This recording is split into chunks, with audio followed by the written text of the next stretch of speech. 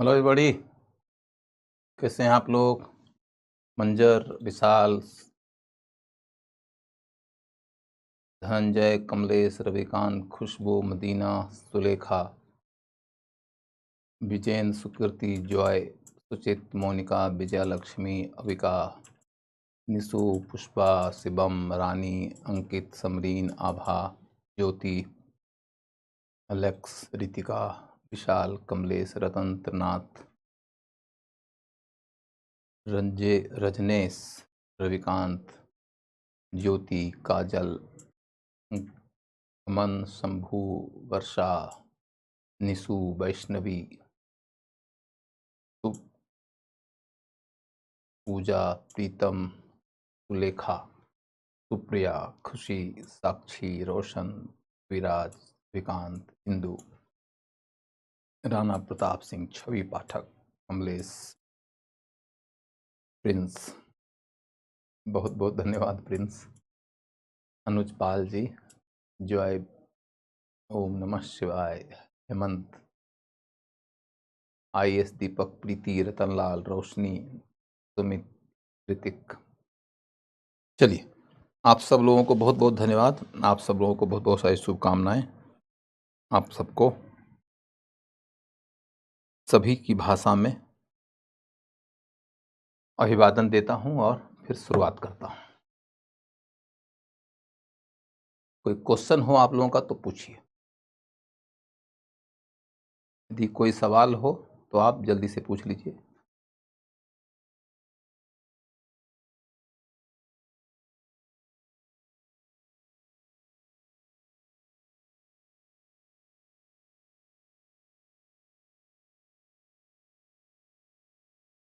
आज UPSC का result आ गया। हाँ, लेकिन मैं कंटिन्यूअस क्लास में हूं तो अभी तक मैं रिजल्ट देख नहीं पाया हूं। सर ये PCS में भी काम आएगा? बिल्कुल आएगा, 100% काम आएगा। मैं रिजल्ट नहीं बता सकता हूं अभी, क्योंकि रिजल्ट मैं जानता नहीं हूं। गुरुजी आपके साथ ही हिस्ट्री ऑप्शन की क्लास ख़त्म करके आया हूं। ओके, हाँ, तो आपको अंदाज़ा होगा कि मैं तुरंत आ गया हूं। गज कैलेंडर क्या है? गज सिकंदरी मैंने बताया था। मतलब सिकंदर लोदी के काल में भूमि को नापने की एक इकाई है गज, वो मैंने बताया था। चलिए, कोई सवाल नहीं आ रहा है कल के क्लास से रिलेटेड तो मैं आगे बढ़ जाता हूं। अंग प्रदेश की धरती से प्रणाम। अरे वाह, इशिता किशोर रैंक 1 लाई हैं, बहुत बहुत बधाई। गजे बाबरी क्या है? गजे बाबरी ऐसा नहीं है, सबके काल में कोई अलग अलग गज नहीं आया है, इसलिए गजे बाबरी शब्द नहीं मिलेगा आपको। हाँ, किसी ने पूछा था कि सिद्दी मौला कौन है, तो सिद्दी मौला एक सूफी संत हुआ करते थे और चिश्तिया सूफी संतों की तरह बहुत साधारण जीवन जीते थे और निर्जन में रहते थे, लेकिन बहुत लोकप्रियता थी उनकी। उनके पास दान दक्षिणा बहुत होता था, इस वजह से उनके यहाँ बहुत बड़े पैमाने पर लंगर चलता रहता था। तो गरीबों की सेवा करने नाते और भी ज़्यादा लोकप्रिय हो गए थे। किंतु जिस वजह से आप चर्चा में उन्हें पाते हैं वो ये कि जब जलालुद्दीन खिलजी सुल्तान था तो उस सुल्तान के समय की कहानी ये है कि वह कुछ विद्रोहियों के खिलाफ, कुछ असंतुष्टों के खिलाफ कार्रवाई कर रहा था, तो वो लोग भयग्रस्त होकर शरण ले लिए थे सिद्दी मौला के पास। तो सिद्दी मौला के पास में शरण लेने से नाराज हो गया जलालुद्दीन खिलजी, और उसको ये चिंता होने लगी कि कहीं ऐसा तो नहीं कि सिद्दी मौला राजनीतिक षड्यंत्र कर रहे हों, कहीं ऐसा तो नहीं कि हमारे शासन का समापन करके वो खुद ही सुल्तान बन जाना चाहते हों या कोई बहुत बड़ी महत्वाकांक्षा रखते हों। तो उनके खिलाफ कार्रवाई कर दी गई और उनको मृत्युदंड दे दिया गया। तो इसी वजह से सिद्दी मौला की चर्चा होती है। तो सिद्दी मौला का विवाद किसके साथ में था, ये प्रश्न है। जैसे क्वेश्चन आपके सामने में आ सकता है कि निजामुद्दीन औलिया का विवाद किसके साथ में हुआ था, तो मोहम्मद बिन तुगलक या कि गयासुद्दीन तुगलक, क्या बताइएगा? गयासुद्दीन तुगलक। उसी तरीके से सिद्दी मौला का विवाद किसके साथ में हुआ था, तो जलालुद्दीन खिलजी। निजामुद्दीन औलिया का विवाद किसके साथ में, तो गयासुद्दीन तुगलक के काल में, उसी के साथ में। और सिद्दी मौला का विवाद किसके साथ में, तो जलालुद्दीन खिलजी के साथ में। बस।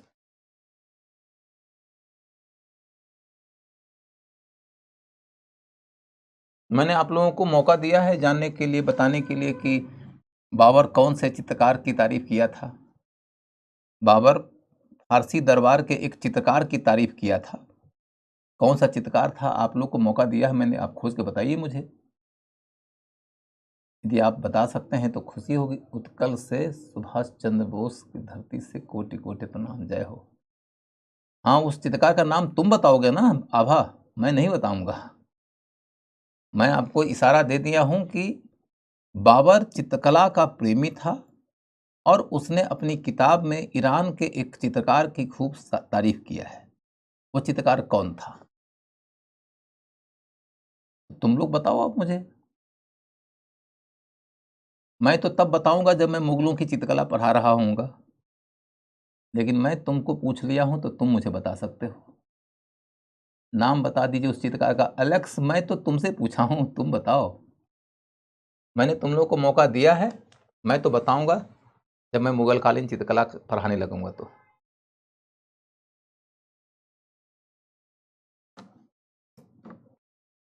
हाँ, हेमंत ने सही बता दिया। स्पेलिंग सही नहीं है।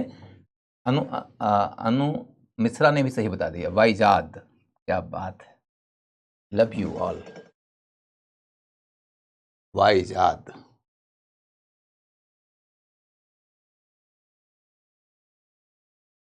वाइजाद नाम के चित्रकार की तारीफ किया था।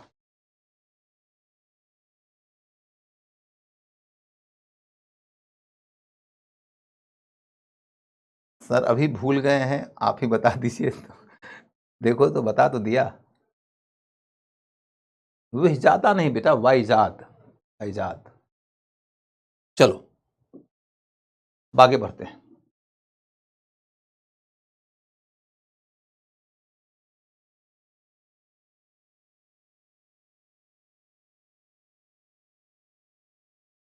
अब आगे बढ़ते हुए हम क्या देख रहे हैं,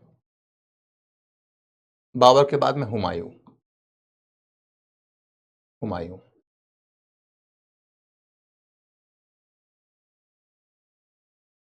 हुमायूं के बारे में क्या कहानी पढ़ना है, तो सबसे पहला पॉइंट यह कि 1530 से 40 तक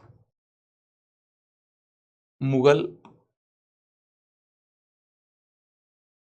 किंग रहा, एम्परर भी कह सकते हैं, मुगल साम्राज्य का शासक, मुगल एम्परर रहा।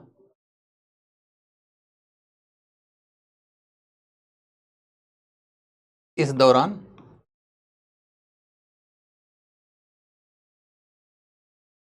क्या क्या काम किया, इस दौरान क्या क्या काम किया।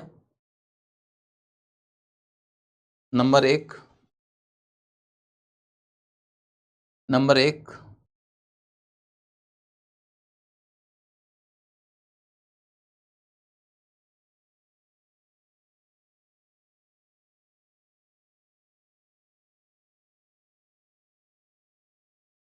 वह गुजरात का सफल अभियान किया,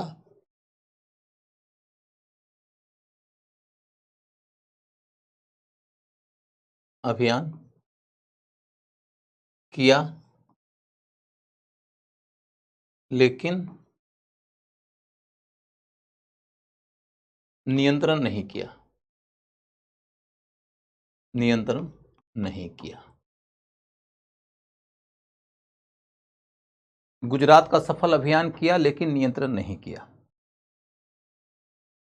दूसरा, रानी कर्णावती ने राखी भेजा था।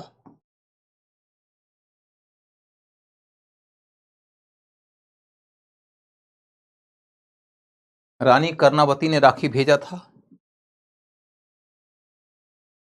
उसके बाद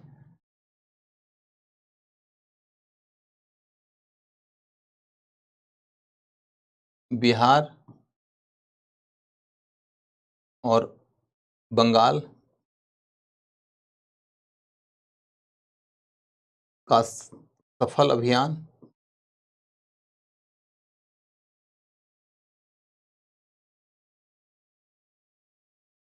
अभियान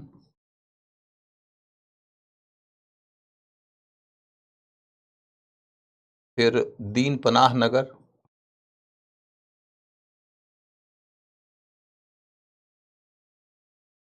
दीन पनाह नगर के नाम पर मुझे भवन ही है, दीन पनाह का निर्माण।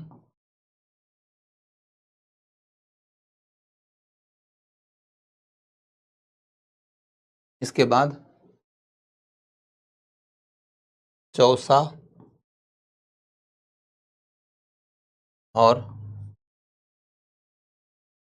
बिलग्राम की लड़ाई में हारा।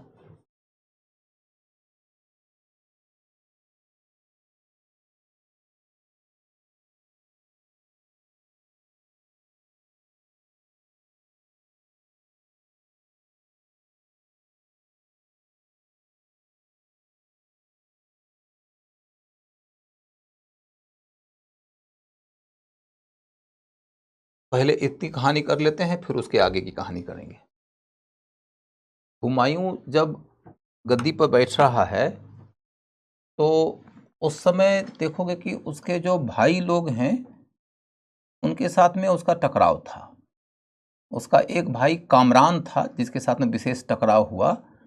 कामरान काबुल के इलाके का शासक हो गया था और बाकी जो भाई हैं अस्करी है, हिंदाल है, उनके बारे में उतना जानना जरूरी नहीं है। 4 भाई था हुमायूं, मतलब बाबर के 4 बेटे थे। हुमायूं सबसे बड़ा था, उसके बाद कामरान था, फिर हिंदाल और अस्करी थे। कामरान काबुल का शासक हो गया था। असल बात यह है कि कामरान उसी स्त्री का, उसी महिला का बेटा था जो काबुल की राजकुमारी थी, जिससे विवाह करके बाबर को काबुल की प्राप्ति हुई थी। तो जब बाबर आ रहा था हिंदुस्तान के फतह के लिए, तो उस महिला को यह यकीन नहीं था कि बाबर जीत पाएगा हिंदुस्तान को। इसलिए उसने अपने बेटे को इस अभियान पर आने से रोक दिया। उसे यह लग रहा था कि बाबर शायद लौट के भी ना आ पाए। तो फिर ऐसी स्थिति में यदि मेरा बेटा भी युद्ध में जाएगा, मेरा बेटा भी मारा जाएगा, और हुमायूं यदि काबुल में रह जाएगा तो काबुल की गद्दी हुमायूं को मिल जाएगी। तो इसलिए बेहतर है कि मेरा बेटा काबुल में ही रहे और हुमायूं युद्ध में जाए। और कहानी यह हो गई कि बाबर जीत गया। तो दोनों भाइयों में यहां से टकराव हो गया था। बाबर के मरने के बाद ये टकराव जारी रहा और जब हुमायूं के जीवन में संकट आया तो कामरान ने इस संकट में उसका साथ नहीं दिया, बल्कि आगे चलकर उसने इस संकट का लाभ उठाने का प्रयास किया। उसकी चर्चा हम आगे करेंगे। अब हम ये देख रहे हैं कि जब हुमायूं गद्दी पर बैठता है तो गद्दी पर बैठने के समय वो क्या कर रहा है, तो वह गुजरात का सफल अभियान किया है। हालांकि वहां पर नियंत्रण नहीं किया है। एक ही लाइन में कहानी खत्म। फिर रानी कर्णावती जो मेवाड़ की राजकुमारी थी या रानी थी, वो गुजरात के ही शासक के साथ में युद्ध के कारण सहायता मांगी थी हुमायूं से, इसीलिए राखी भेजा था। एक चर्चित बात है, तो क्वेश्चन यही आ सकता है कि रानी कर्णावती ने किसके पास राखी भेजा था। फिर बिहार और बंगाल के क्षेत्र में अभियान किया था बिहार बंगाल के अभियान की ओर हम लोग कुछ देर में डिटेल में बात करेंगे। और एक भवन का निर्माण कराया था जिसको दीन पनाह बोलते हैं। बिहार और बंगाल की ओर अब मुड़ते हैं तो हम ये देख रहे हैं कि यदि वो दिल्ली का शासक है, दिल्ली के शासक ने अभियान किया बिहार बंगाल के इलाके में, यहाँ का शासक था शेरशाह। शेरशाह शेरशाह के बारे में हम लोग अभी कुछ देर बाद पढ़ेंगे। शेरशाह के काल में क्या कहानी हुई, शेरशाह के साथ में क्या कहानी हुई कि जब अभियान किया हुमायूं ने शेरशाह के विरुद्ध, तो उसको ये लगा कि हम यदि सीधे सीधे लड़ेंगे हुमायूं से तो हम हार जाएंगे। बहुत बहुत तो ऐसा होगा कि हम खूब पराक्रम से लड़ेंगे, खूब त्याग बलिदान करके मरेंगे और लोग हमको कायर नहीं कहेंगे, लेकिन राजनीतिक रूप से हमारी हार तो हो ही जाएगी। लेकिन शेरशाह चालाक व्यक्ति था, पराक्रमी तो खूब था, लेकिन पराक्रमी होने के साथ साथ उतना ही वह इंटेलिजेंट आदमी था। तो उसने ये तय किया कि हम हुमायूं से कुछ अलग तरीके से लड़ सकते हैं। तो लड़ने के लिए उसने क्या योजना बनाया कि हुमायूं को हम जीतने देते हैं। जीतते हुए वह बिहार से गुजरते हुए बंगाल की ओर चला जाएगा, और जब वो लौट कर आएगा तो वो तो आश्वस्त रहेगा कि हम जीत लिए हैं, अब तो ये राज्य हमारे अधीन है, तो अचेत रहेगा। और जब वो अचेत रहेगा तो उसी समय हम उस पर हमला कर देंगे, और हम उस समय हमला करेंगे जबकि दिल्ली से उसका कनेक्शन कट चुका होगा, क्योंकि हम बीच में ही उसे घेर लेंगे। इस वजह से एक महत्वपूर्ण दुर्ग था जो कि शेरशाह के अधीन था, चुनार का दुर्ग। चुनार का दुर्ग, चुनार के दुर्ग को ईस्ट का प्रवेश द्वार माना जाता था। ईस्ट का प्रवेश द्वार, चुनार का जो दुर्ग था वो ईस्ट का प्रवेश द्वार माना जाता था। जैसे एक और दुर्ग चर्चा में आता है, असीरगढ़ का दुर्ग। असीरगढ़ का दुर्ग, उसको साउथ का प्रवेश द्वार माना जाता था। साउथ का प्रवेश द्वार माना जाता था।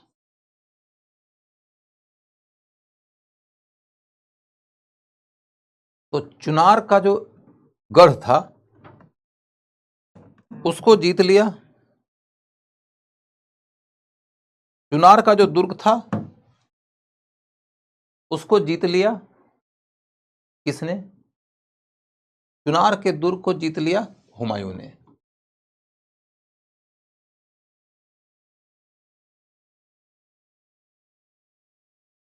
कैसे जीत लिया? क्योंकि शेरशाह ने उसका विरोध ही नहीं किया।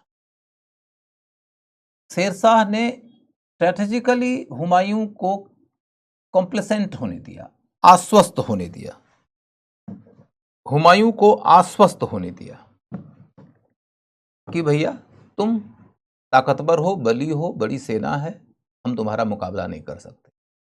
वो जीतते हुए चला गया, और जब वो बंगाल से लौट के आ रहा था तो चौसा नाम के जगह पर, बिहार में बक्सर के आसपास वो जगह है, उस जगह पर शेरशाह ने उसको घेर लिया।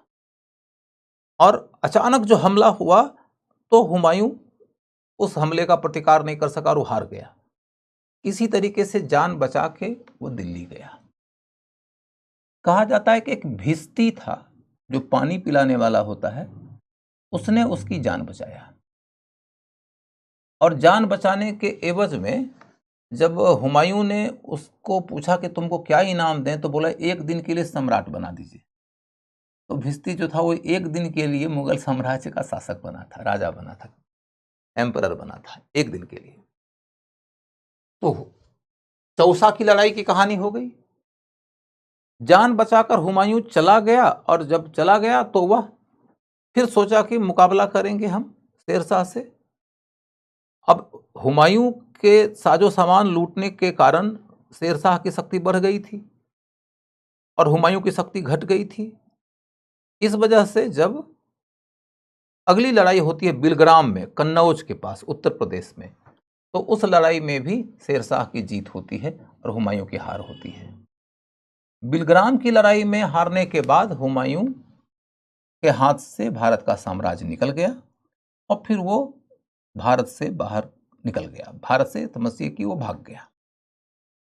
बहुत दूर तक उसका पीछा किया गया, लेकिन शेरशाह की रणनीति कुछ इस तरीके की थी कि हुमायूं यदि भाग रहा है भारत छोड़ के तो उसको भागने दो, हम भागते हुए पर अपनी ऊर्जा खर्च करके अपना संसाधन क्यों खर्च करें, बस हम इतना ही चाहते हैं कि वो भारत से बाहर निकल जाए। तो भारत से बाहर निकल गया। जब वो भारत से बाहर की ओर जा रहा था तो उसी समय अमरकोट में एक राजपूत राजा बीरसाल के यहाँ हुमायूं की पत्नी हमीदा बानो बेगम ने एक बेटे को जन्म दिया, वही बेटा अकबर बना। तो अकबर का जन्म कहाँ हुआ था? तो अमरकोट में एक राजपूत के घर में, एक राजपूत राजा था स्थानीय, उसी के घर में।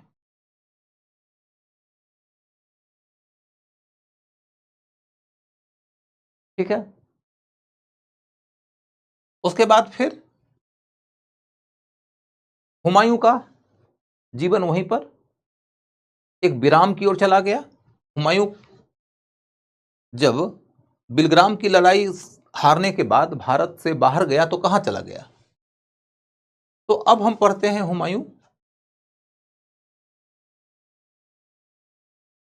1540 से 1555 के बीच। तो इस बीच वो ईरान के शाह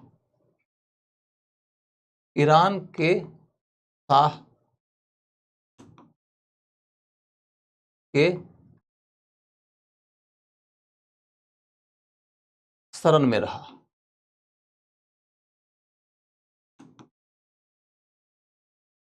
ईरान का जो शाह था, ईरान में जो शाह होते थे, शाह माने शासक, वो शिया होते थे, शिया होते थे। उसी शिया शासक के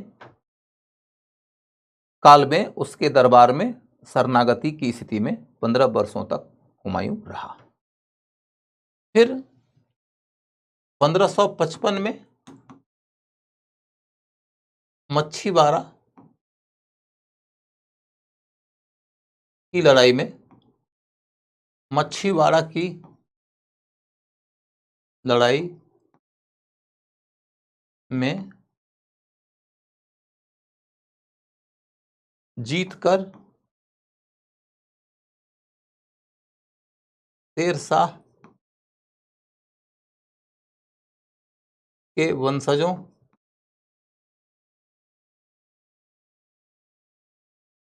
से हुमायूं ने गद्दी प्राप्त किया।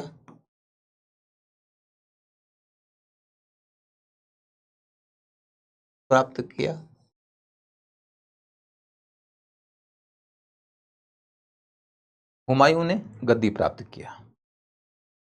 इस दौर में आपको ये कहानी मिलेगी कि हुमायूं की उस दौरान कामरान से भी लड़ाई हुई। कामरान से लड़ाई हुई।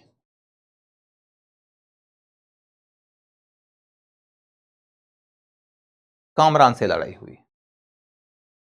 कामरान कौन था? हुमायूं का भाई।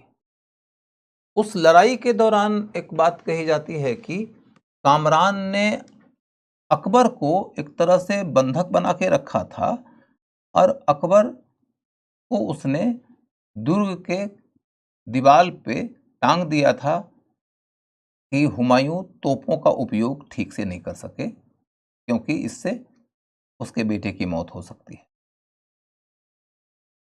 यानी कि अकबर को अपने ही चाचा के हाथों इस प्रकार की प्रताड़ना का सामना करना पड़ा था, जिससे कि आप समझ सकते हैं कि राजनीति कितनी कठोर और कितनी क्रूर होती है।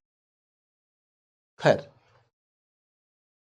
अब देखोगे कि जब कामरान के पास अकबर था, उस समय अकबर का पालन पोषण करने में एक महिला की महत्वपूर्ण भूमिका थी, और वो महिला थी माहम अनगा। माहम अनगा। माहम अनगा उसने अकबर का पालन पोषण किया था, क्योंकि अकबर की मां उसके साथ नहीं थी। हमीदा बानो बेगम हुमायूं के साथ थी। उसका पालन पोषण किया किसने? माहम अनगा ने, जो कि एक दासी थी, और उसी दासी का दूध पिया था अकबर ने, तो इसलिए वह उसे अपनी मां की तरह सम्मान देता था। दूसरी ओर एक और व्यक्ति का नाम आपको इसी समय जानना चाहिए, वो ये कि हुमायूं जब अपने बुरे दौर से गुजर रहा था और ईरान में था और लगातार भारत को प्राप्त करने की कोशिश कर रहा था, उस दौरान उसका सबसे निकटतम साथी जो था वो था बैरम खान। बैरम खान बैरम खान भी शिया था, और कहा जाता है कि बैरम खान ने भी बहुत महत्वपूर्ण योगदान किया था ईरान के शाह को हुमायूं को शरणागति देने में सहमत करने के लिए। जो भी हो, बैरम खान के बारे में आपको इतना जानना है कि he was a very close associate and very friendly to Humayun. अब उसके बाद फिर देखते हैं कि 1555 में जब वो गद्दी प्राप्त करने में कामयाब हो गया, तो फिर वो लंबे समय तक रूल नहीं कर पाया। 1556 में ही उसकी मृत्यु हो गई।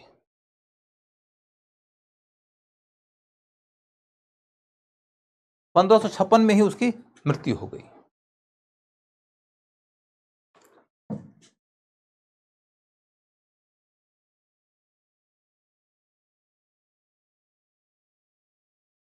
कैसे मृत्यु हो गई? तो वो छत से उतर रहा था, सीढ़ियों से गिरते हुए मर गया। तो दुर्घटनावश मृत्यु हो गई। दुर्घटनावश मृत्यु हो गई। आपको यह मालूम हो कि लेनपुल ने इसके बारे में एक स्टेटमेंट दिया था, मैंने पीछे भी पढ़ाया है। लेनपुल ने कहा था कि वह जीवन भर लुढ़कता रहा और लुढ़कता हुआ ही संसार से विदा हो गया। जीवन भर लुढ़कता रहा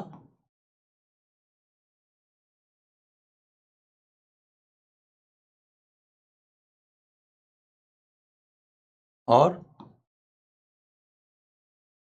लुढ़कते हुए ही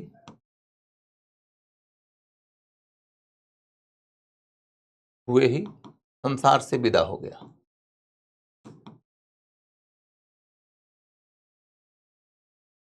जीवन भर लुढ़कता रहा और लुढ़कते हुए ही संसार से विदा हो गया।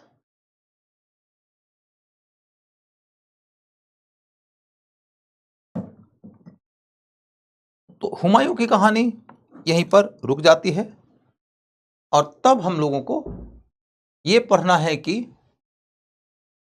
ये जो 1540 से 1555 के बीच में क्या हुआ, 1540 से 1555 के बीच में क्या हुआ, हम उसकी ओर चलते हैं।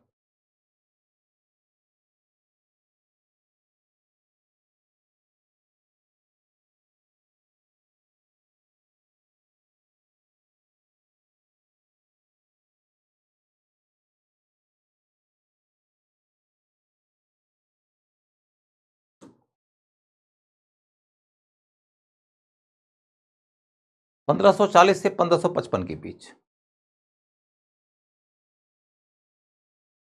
नंबर 1 कि इसमें आपको शेर शाह के बारे में जानना है,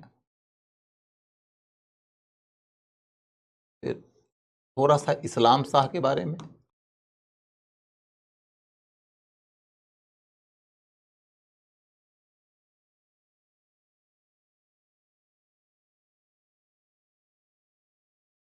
शेर शाह, इस्लाम शाह के बारे में जानना है।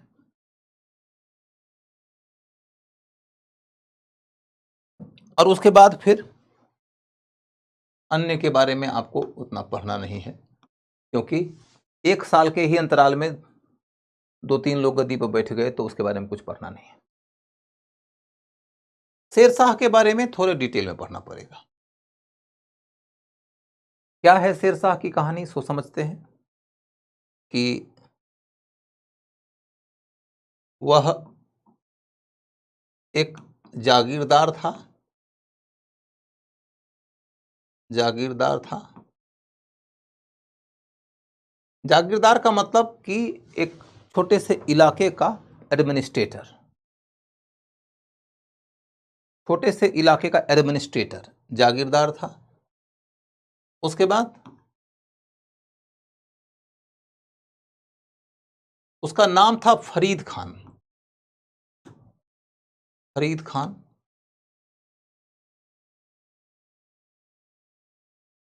कहा जाता है कि एक बार उसने एक शेर को मार दिया था, इसलिए उसको टाइटल मिल गया था शेर खान की। शेर खान की, शेर खान का टाइटल मिल गया था उसको, क्योंकि शेर मार दिया था। इसके बाद फिर बिहार के लोहानी वंश हुआ करता था, उसके बारे में आपको पढ़ने की जरूरत नहीं है। बिहार के राजकुमार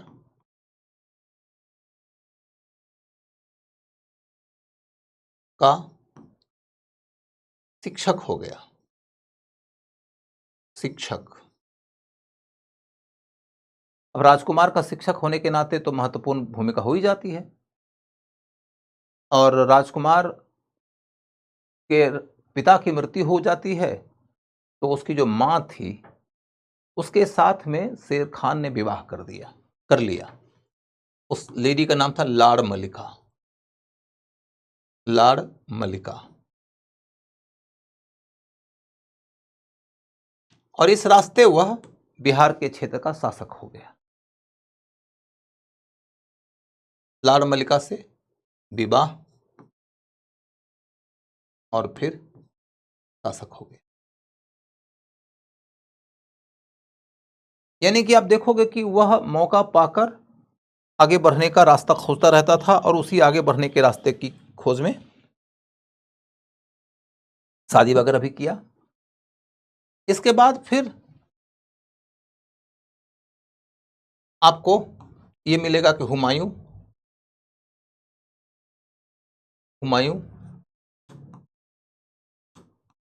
से दिल्ली की गद्दी प्राप्त किया।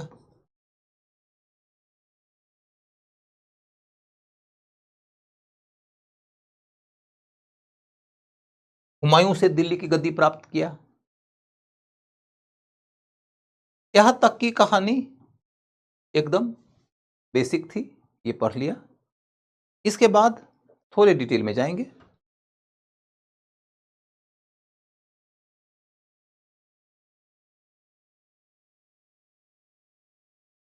शेर शाह का जो शासन है वो 1540 से 45 तक ही चला है।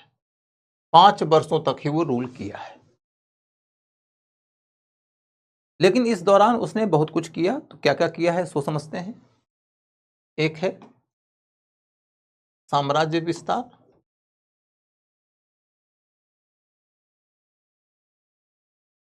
साम्राज्य विस्तार के क्रम में 2 युद्ध या कहिए 2 घटनाएं बड़ी महत्वपूर्ण हैं जो पूछी जा सकती हैं। एक है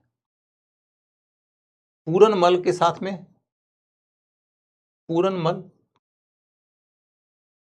के साथ धोखा और हत्या।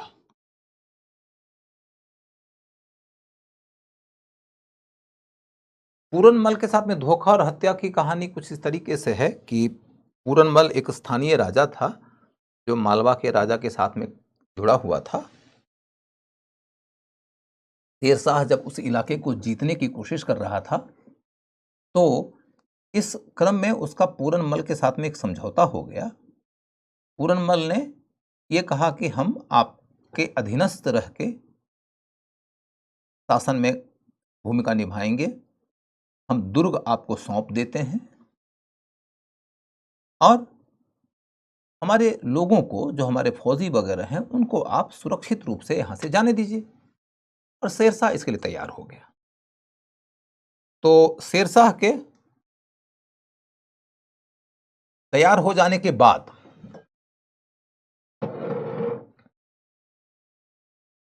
उसने फिर पूरनमल की हत्या कर दिया।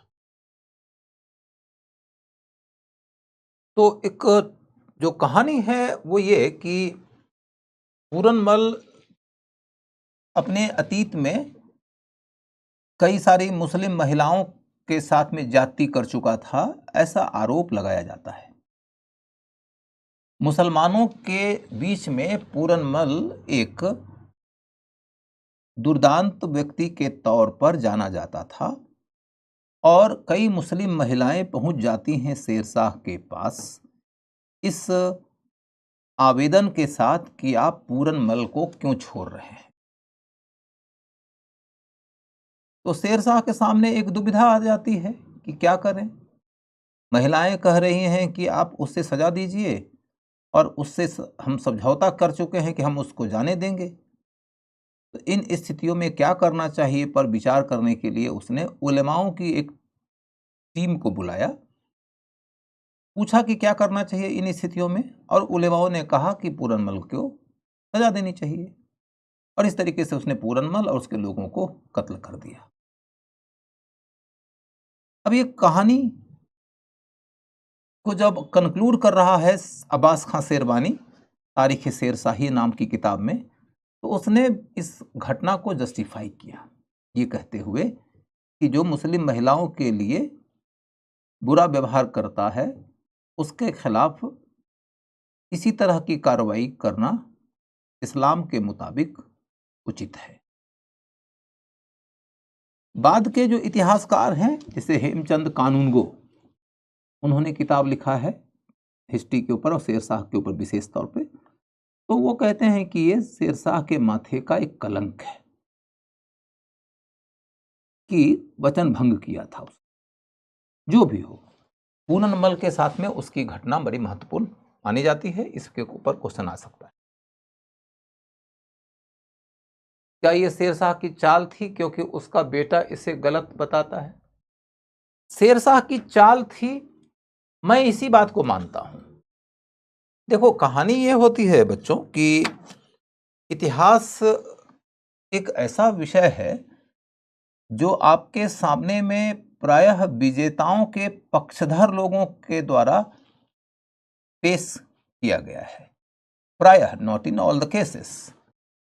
मध्यकाल के इतिहास के साथ में ये बात और बड़े पैमाने पे लागू होती है, क्योंकि मध्यकाल से कंपेयर करिएगा यदि आप प्राचीन काल को, तो ये पता चलेगा कि प्राचीन काल में मध्यकाल की तरह इतिहास लेखन की बड़ी स्पष्ट परंपरा नहीं थी।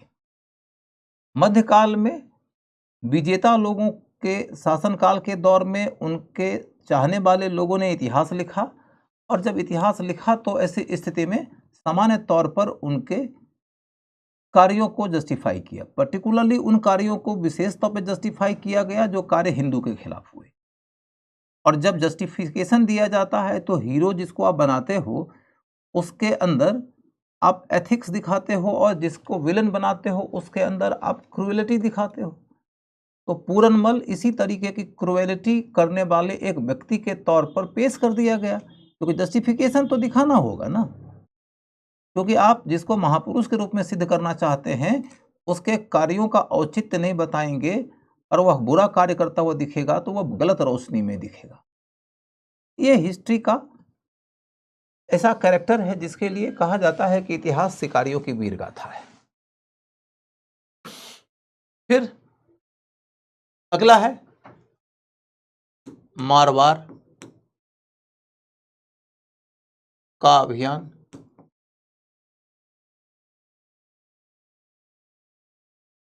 मारवाड़ माने जोधपुर का इलाका। मारवाड़ के अभियान के तहत हम क्या कहानी देख रहे हैं? तो कहानी ये देख रहे हैं कि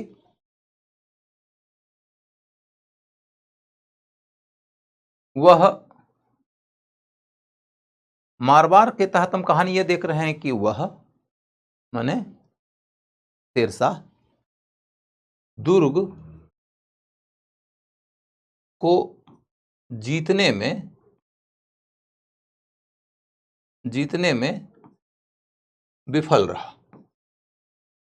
विफल हो रहा था। माने मारवाड़ के राजा का जो दुर्ग था उस दुर्ग को वो जीत नहीं पा रहा था। स्थिति इतनी विकट हो गई थी कि शेरशाह का एक स्टेटमेंट बड़ी प्रसिद्ध है इस दौर का, वो स्टेटमेंट लिख लीजिएगा कि मुट्ठी भर बाजरे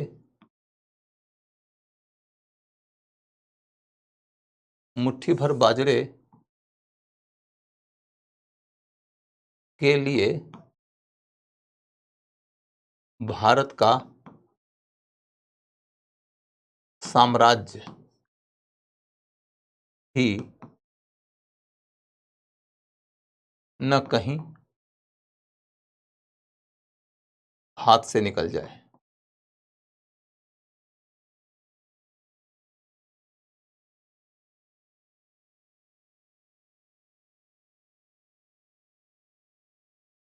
मुट्ठी भर बाजरे के लिए कहीं हिंदुस्तान का साम्राज्य ही न हाथ से निकल जाए, ऐसी चिंता उसे सताने लगी थी। यानी उसे ये लगने लगा था कि कहीं हम हार न जाएं, कहीं हमारे हाथ में जो बड़ा साम्राज्य है वह हमारे हाथ से खो न जाए, और यदि हम जीत भी जाएंगे तो हमको क्या मिलेगा। मारवाड़ के इलाके में उस समय कोई बहुत ज़्यादा खेती वेती नहीं होती थी, वो इलाका एग्रीकल्चरली बहुत ज़्यादा संपन्न नहीं था। सबसे ज़्यादा बाजरे की खेती होती थी, और भी होती थी खेती, ऐसा नहीं कि बिल्कुल नहीं होती थी, लेकिन जब आप कुछ अतिशयोक्ति की शैली में बात करते हैं तो ऐसी ही बातें करते हैं कि कहा कि मुझे ऐसा लगने लगा था कि कहीं मुट्ठी भर बाजरे के लिए हम दिल्ली का सल्तनत न खो दें। तो आपसे क्वेश्चन ये पूछा जा सकता है कि ये स्टेटमेंट किसका है, ये स्टेटमेंट कौन से अभियान से संबंधित है? तो शेरशाह का स्टेटमेंट है और मारवाड़ के अभियान से संबंधित है। समझ गए? मारवाड़ का शासक मालदेव था। You are right, absolutely right. तो क्या सर हिस्ट्री को पूरा सही नहीं मान सकते? स्मृति मौर्य बेटा, इतिहास पूरा सही है, ये बात बिल्कुल गलत है। इतिहास आप जो पढ़ रहे हैं वो इतिहासकार के द्वारा आपके सामने में रखा गया है। उसने इतिहास को जिस तरीके से समझा वैसा आपके सामने में प्रस्तुत कर दिया। हो सकता है कि उसकी समझ में कुछ कमी हो सकता है कि कुछ तथ्य वो नहीं जानता हो सकता है कि वह पूर्वाग्रह का शिकार हो। अतः आपको यह समझना चाहिए कि हिस्ट्री जो आप पढ़ते हैं वो हिस्टोरियन के द्वारा रखा गया इतिहास है, वह उस युग का पूर्ण रूपेण 100% सच्ची घटनाओं का ब्यौरा नहीं है। दूसरी बात यह है कि जब आप मध्यकाल का इतिहास पढ़ते हैं तो ज्यादातर मामले में वो इतिहास ऐसे इतिहासकारों के द्वारा लिखा गया है जो इतिहासकार दरबारी हुआ करते थे। तो दरबारियों के द्वारा दिए गए ब्यौरे को आप जब भी पढ़ते हैं तो आपको यह समझना पड़ेगा कि वो हंटर्स टेल है, वो शिकारियों की वीर गाथा है।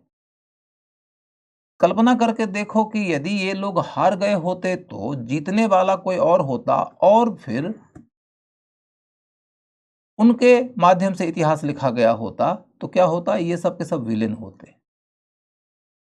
दूसरी कल्पना ये करो कि जिन्हें इन लोगों ने हराया है, उनके समर्थक लोगों ने यदि उस पूरे घटनाक्रम का ब्यौरा लिखा होता, तो फिर उस ब्यौरे के रास्ते से यदि आप उन घटनाओं को पढ़ते तो आपकी दृष्टि कुछ और होती। तो आप हो सकता है कि ये पढ़ रहे होते कि लड़ने वाला जो हारा था वो कितनी बहादुरी से लड़ा था, कितना त्याग किया था, कितना बलिदान किया था, उनकी महिलाओं का पराक्रम कितना था कि उन्होंने जौहर कर लिया था। ये लोग कितने दुर्दांत थे कि इन्होंने न सिर्फ अपने लोभ और अपनी महत्वाकांक्षा की पूर्ति के लिए युद्ध किया, बल्कि इन्होंने बड़ी नृशंसताएं बरती। प्रायः दिखाया जाता कि ये किस तरीके से अनाथ बच्चों के ऊपर, वृद्धों के ऊपर, महिलाओं के ऊपर, शरीर से लाचार लोगों के ऊपर कितना ब्रूटल हो गए, ये कितना लूटपाट किए, ये कितना अ, ध्वंस मचा दिए, ये किस तरीके से मंदिरों को तोड़ दिए, सांस्कृतिक व्यवस्था को कैसे इन्होंने ध्वस्त कर दिया। इस तरीके से लिखा गया होता। इतिहास जो लिख रहा होता है, उसके अपने चहेते होते हैं, उन चहेतों को वह नायक बना के पेश कर देता है और किसी को खलनायक बना देता है। ऐसे में कहा जाता है कि अच्छा इतिहासकार वो होता है जो किसी एक स्रोत के अंदर कही गई बातों को आंख मूंद कर एक्सेप्ट नहीं करता है, बल्कि उसके अलावे और कई स्रोतों की जांच पड़ताल करता है। वो एक तरह से किसी के पक्ष में लिखी गई बातों के ऊपर आंख मूंद के भरोसा नहीं करता, बल्कि उसके प्रतिपक्षियों के पक्ष को भी जानने की कोशिश करता है। लेकिन ये सब बहुत डिटेल की कहानी है, उस डिटेल में जाना आपके लिए ज़रूरी नहीं है। मैंने एक मोटी-मोटी समझ आपको इतिहास के बारे में दे दिया, ठीक है?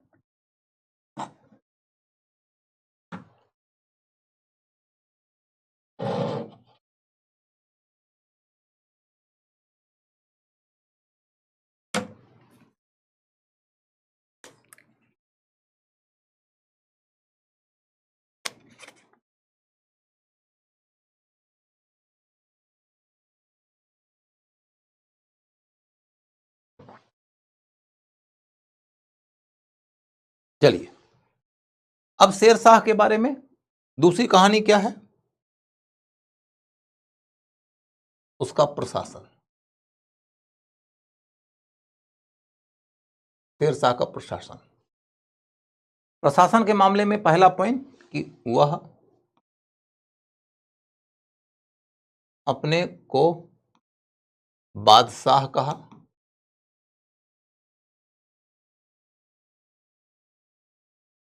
अपने को बादशाह कहा, यानी कि सुल्तानों की तरह खलीफा के अधीनस्थ के रूप में उसने शासन नहीं चलाया, बल्कि वो अपने को बादशाह कहता है। दूसरा पॉइंट, वह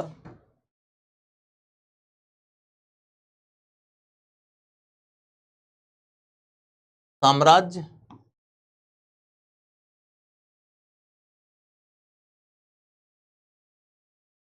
की सुरक्षा के लिए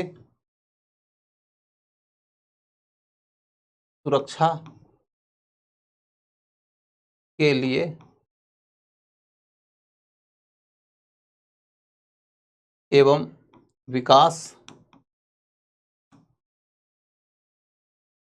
के लिए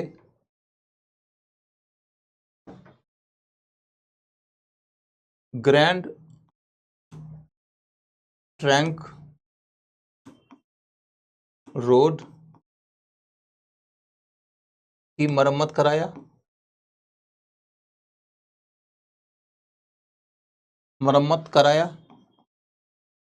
मतलब ऐसा नहीं कि उस समय उसका नाम ग्रैंड ट्रंक रोड था, ग्रैंड ट्रंक रोड तो ब्रिटिश काल में नाम पड़ा उसका, लेकिन उस सड़क का निर्माण मौर्य काल में ही हुआ था, शायद अशोक ने बनवाया था, और उसके अंदर जो कुछ टूट फूट हो गई थी उसकी मरम्मत कराने का काम शेरशाह ने किया।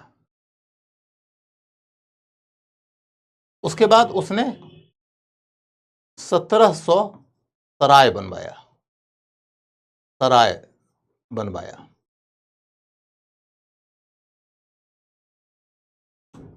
सराय बहुत महत्वपूर्ण है शेरशाह के काल में। कानूनगो हिस्टोरियन है, कानूनगो ने कहा है कि सराय जो है वह सराय शेरशाह के राज्य की धमनी की तरह था, राज्य की धमनी की तरह था, शेरशाह के राज्य की धमनी की तरह था। अब सवाल उठता है कि सराय होता क्या है? तो सराय एक तरह का ठहराव है, मतलब ठहराव मतलब ऐसा समझो कि जहां पर लोग ठहरते हैं। आप आधुनिक शब्दों में उसे होटल की तरह देखते हैं। आप देखते हैं कि अलग अलग राज्यों में स्टेट का भी अपना होटल होता है, तो उसी को आप ठहराव कह सकते हैं। ठहराव के अंतर्गत सरकारी और गैर सरकारी दोनों तरह के लोग रहते थे। सरकारी और गैर सरकारी दोनों तरह के लोग रहते थे। गैर सरकारी लोग यदि रहेंगे तो स्वाभाविक रूप से उसके बदले में वो पैसा देंगे, पैसा देंगे माने किराया देंगे। तो जो यात्री लोग हैं, चाहे व्यापारी हों, चाहे तीर्थ यात्री हों, चाहे कोई भी हों, ज्यादातर तो व्यापारी ही लोग होते हैं जो एक जगह से दूसरी जगह जाते रहते हैं, तो उन लोगों के लिए ठहराव का एक जगह मिल गया। ठहराव का एक जगह मिल जाना न सिर्फ सुविधा को बढ़ाने वाली बात है, बल्कि सिक्योरिटी को भी बढ़ाने वाली बात है।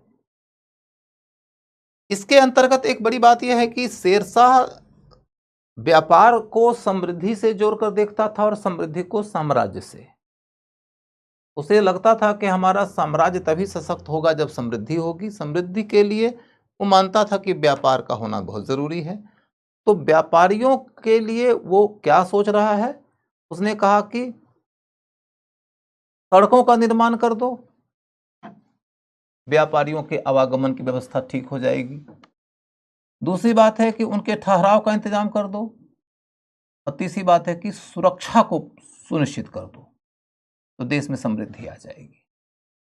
तो उसके ठहराव स्थल पे हिंदू और मुसलमान सब रहते थे, हिंदू भी रहते थे और मुस्लिम भी रहते थे। उसमें एक बड़ी खास बात यह रोचक सी है कि मुसलमान उस समय भी हिंदुओं के लिए अपवित्र माने जाते थे। हिंदू में जो पर्टिकुलरली ब्राह्मणवादी पृष्ठभूमि के लोग होते हैं, वो छुआछूत वगैरह में बहुत विश्वास करते हैं, और मुसलमानों का छुआ हुआ वो खाना भी नहीं खाते थे। ये सब चीजें तो मैंने अपने बचपन में भी देखा है कि हम लोग गांव के लोग थे, तो गांव में देखा जाता था कि कोई मुस्लिम यदि आ गया हो, क्योंकि हम लोग जिस पीढ़ी में थे उस पीढ़ी में हिंदू मुस्लिम की दोस्ती सामान्य बात हो गई गांव वालों के लिए।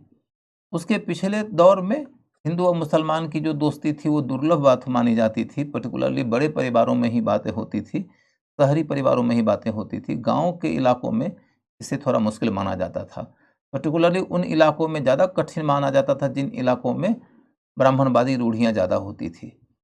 हम लोग के गांव में कोई मुस्लिम लोग आ जाते थे तो उनका खाना वगैरह अलग बर्तन में दिया जाता था, और उस बर्तन को फिर घर के जो बड़े बुजुर्ग होते थे वो कभी यूज नहीं करते थे अपने लिए। अब इसके पीछे तमाम तरह की सोच है। धीरे धीरे धीरे से चीजें बदलने लगी। इसी बात को ध्यान में रखते हुए आप समझिए कि शेरशाह ने यह प्रावधान कर दिया था कि हमारे सरायों के अंदर हिंदू लोगों के ठहरने और खाने पीने की व्यवस्था का संचालन करने के लिए जो स्टाफ होगा वो सब हिंदू ही होगा। नॉन हिंदू लोगों को उसमें, यानी मुस्लिम लोगों को उसमें काम में नहीं लगाया जाता था। उनके खाने का, रसोई वगैरह का जो इंतजाम होता था वो हिंदू लोग करते थे। ठीक है। अब अगला मुद्दा क्या है कि वह बंगाल, बल्कि बंगाल छोड़ो, वह स्थानीय प्रशासन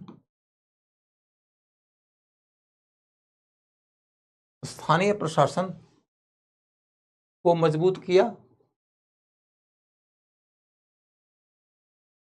स्थानीय प्रशासन को मजबूत किया। गलत है ये सर, सभी धर्म समान है। हाँ बेटिया, एकदम तुम सही बोल रही हो कि सभी धर्मों के लोगों को प्रेम से भाईचारा के साथ रहना चाहिए, लेकिन हम जिस तरह की बातें करते हैं वो दो तरह से देखने के लायक होती हैं। एक ये कि क्या होना चाहिए, और दूसरा ये कि क्या होता है। एक हिस्टोरियन जो है वो इन बातों को जरूर देखेगा कि हो क्या रहा था या हो क्या रहा है, और जब हम ये देखने लगेंगे कि क्या हो रहा है तो हम न तो निगेटिव इमोशन से देखेंगे न तो पॉजिटिव इमोशन से देखेंगे, हम बिल्कुल निष्पक्ष भाव से देखने की कोशिश करेंगे। मैं नहीं कहता कि कोई आदमी पूर्णतया निष्पक्ष होता है और हो सकता है। जो आदमी इस तरह की भावना में यकीन करता है कि हिंदू और मुसलमान को एक साथ नहीं खाना चाहिए, वो रूढ़ियों के पक्ष में खड़े हुए व्यक्ति को नायक मानेगा और उसके विरोध में खड़े लोगों को क्रिटिसाइज करेगा। और जो इस तरीके की सोच रखता है कि नहीं नहीं, सभी हिंदू मुसलमान एक होने चाहिए, सब लोगों को मिलजुल के रहना चाहिए, वो लोग जब इस घटना को देखेगा तो वो कहेगा कि अरे ये तो बहुत ही बड़ी रूढ़िवादिता है, ये तो पोंगा पंथ है, एक्स है, वाई है, जेड है। मुझे क्या लगता है कि बतौर हिस्टोरियन जब मैं देखूंगा तो मैं कहूंगा कि नंबर एक, हिंदू समाज में छुआछूत की मान्यता है। नंबर दो, मुस्लिम के प्रति उनके अंदर यह भाव है कि वो मलेच्छ होते हैं। नंबर तीन, कि मलेच्छता के पीछे का आरोप अलग धर्म मात्र नहीं है, अलग खान पान की शैली है। वो प्याज खाते हैं, लहसुन खाते हैं, मांस खाते हैं, और कई सारे ब्राह्मणिक पृष्ठभूमि वाले लोग ये सब नहीं खाते हैं, शाकाहारी खाते हैं। तो ऐसी स्थिति में उन्हें लगता है कि हम मुसलमानों की संगति में खान पान करेंगे तो हमारा धर्म भ्रष्ट हो जाएगा, इसलिए वो नहीं करते हैं। और चूंकि व्यक्ति के व्यवहार को उसका समाज बनाता है और समाज को उसकी संस्कृति गढ़ती है, तो हम जब संस्कृति के डिटेल में समझते हैं ना तो इसको एक कॉन्सेप्ट से जोड़ते हैं, कल्चरल डिटर्मिनिज्म, सांस्कृतिक निर्धारणवाद। संस्कृति निर्धारित कर देती है समाज के व्यवहार को और समाज निर्धारित कर देता है व्यक्ति के व्यवहार को, और व्यक्ति इस स्थिति में वैसा ही व्यवहार करने लगता है जिस परिवेश में उस व्यक्ति का पालन पोषण हुआ है, और वो इस तरह के कार्यों को अच्छा मान रहा होता है। यदि आपने उसको इसके विपरीत व्यवहार करने के लिए बाध्य किया तो वो हो सकता है कि मजबूरी में आपकी बात मान लेगा, लेकिन वो बड़े अपमानित महसूस करेगा, वो बहुत अन्याय महसूस करेगा, उसे लगेगा कि हमको दबाया जा रहा है। तो बतौर हिस्टोरियन मैं इसको इस तरीके से देखूंगा, और तब हम आपको ये कहेंगे कि क्या ये से बदला जा सकता है, तो बिल्कुल बदला जा सकता है, लेकिन अकेला कानून नहीं बदल पाएगा। एक ग्रामीण पृष्ठभूमि का आदमी शहर में आता है, नई जीवन पद्धति देखता है, और देखते देखते उसकी सोच प्रणाली बदल जाती है। फिर हम देख रहे हैं कि गांव और शहर के बीच में संपर्क बढ़ता जाता है, धीरे धीरे गांव के अंदर भी नई सोच आने लगती है, जीवन की पद्धति बदल जाती है। उन्हीं गांवों में आज की तिथि में मुस्लिम लोगों का हिंदू लोगों के साथ में मिलकर बैठना, खाना पीना सहज बात हो गई है। तो कहने का तात्पर्य यह है कि हिस्टोरियन को वैल्यू लोडेड होकर नहीं लिखना चाहिए। Historians are not the preachers, and the moment historian becomes a preacher, he becomes a lesser historian. समझ गए? वो स्थानीय प्रशासन को मजबूत किया, तो स्थानीय प्रशासन को मजबूत करने के नाम पर क्या किया? तो यह कि वह एकता को सरकारों में बांटा। सरकार माने जिला में बांटा, और सरकार को परगना में बांट दिया। परगना माने ब्लॉक अंचल में बांट दिया। तो एकता को सरकार में बांट दिया और सरकार को परगना में बांट दिया। इस तरीके से स्थानीय प्रशासन के ढांचे को उसने सुदृढ़ आधार दिया। आगे चलकर अकबर ने इसे अपना लिया। तो अकबर के शासन की व्यवस्था के निर्माण में शेरशाह के द्वारा किए गए इस योगदान को रिकॉग्नाइज किया जाता है।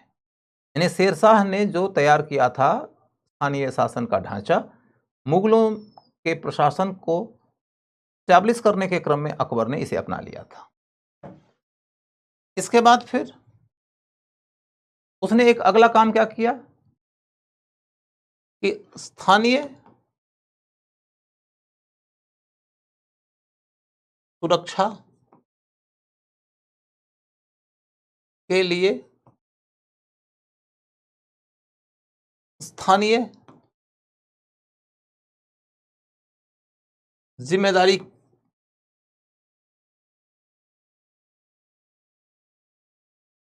जिम्मेदारी का सिद्धांत लागू किया। स्थानीय सुरक्षा के लिए स्थानीय जिम्मेदारी का सिद्धांत लागू किया। स्थानीय सुरक्षा के लिए स्थानीय जिम्मेदारी का क्या मतलब होता है? तो आप इसको समझिए, इससे ज्यादा लिखने की जरूरत नहीं है कि उसकी सोच ये थी कि स्थानीय स्तर पर जो लूटपाट का काम होता है, जो अपराध का काम होता है, उसे स्थानीय अपराधी प्रायः जानते रहते हैं। उनकी दृष्टि में प्रायः बातें होती हैं कि कौन अपराधी है। आज के डेट में ये बातें आपको बहुत अप्रासंगिक और उटपटांग सी लगेंगी, क्योंकि आज के डेट में तो अपराध का जो नेचर है वो बहुत दूर तलक इंटर रीजनल और नेशनल लेवल का और ग्लोबल लेवल का हो गया है। तो हो सकता है कि आपके पड़ोस में जो घटना घटी है, उस घटना का जो लिंक है वो अमेरिका में जाके मिले, पाकिस्तान में जाके मिले। लेकिन उस युग में ज़्यादातर अपराध स्थानीय ही चरित्र के होते थे, और स्थानीय स्तर पर कौन आदमी अपराधी है, कौन आदमी बुरा है, कौन आदमी भला है, ये वहाँ का स्थानीय अधिकारी जानता रहता है। ये सोच थी शेरशाह की, और इसलिए उसने कहा कि स्थानीय स्तर पे काम करने वाले अधिकारी को हम ये जिम्मेदारी देते हैं कि वह चोर को पकड़ के लाए, और नहीं तो चोरी की वस्तु की क्षति की पूर्ति वही करे।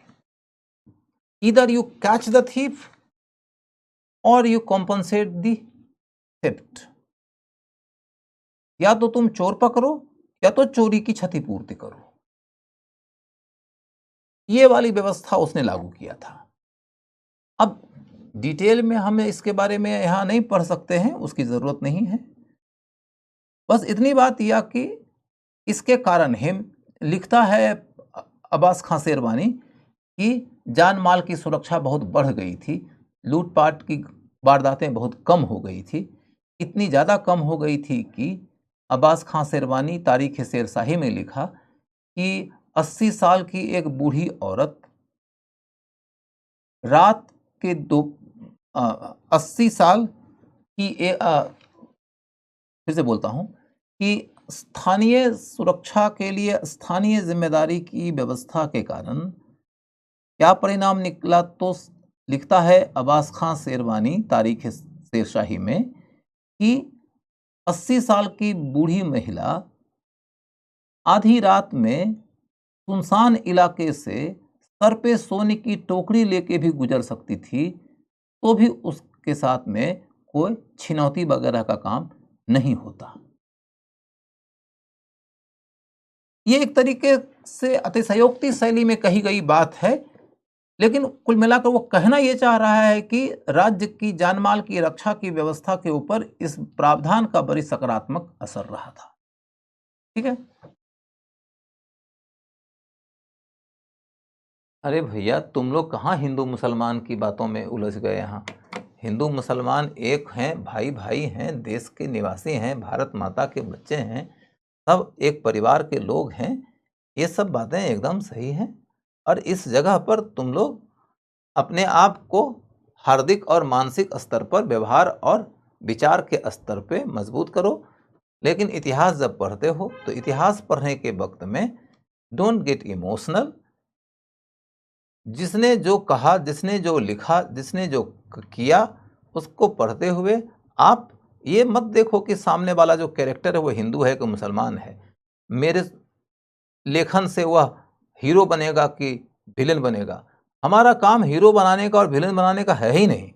हमारा काम इतिहास खोजने का है, और जैसा इतिहास हमें दिखता है वैसा इतिहास बताने का है। ये इतिहास लेखन का आदर्श है। मैं ये नहीं कहता कि मैं आदर्श इतिहास लेखक हूं, लेकिन इतिहासकार से उम्मीद तो यही की जाती। तो तुम कम से कम कोशिश करो कि जहां तक हो सके वहां तक हम ऐसे ही कोशिश करेंगे। इसमें आपको ये नहीं देखना है कि क्या होना चाहिए, इसमें आपको ये देखना है कि क्या था। समझ गए? चलो,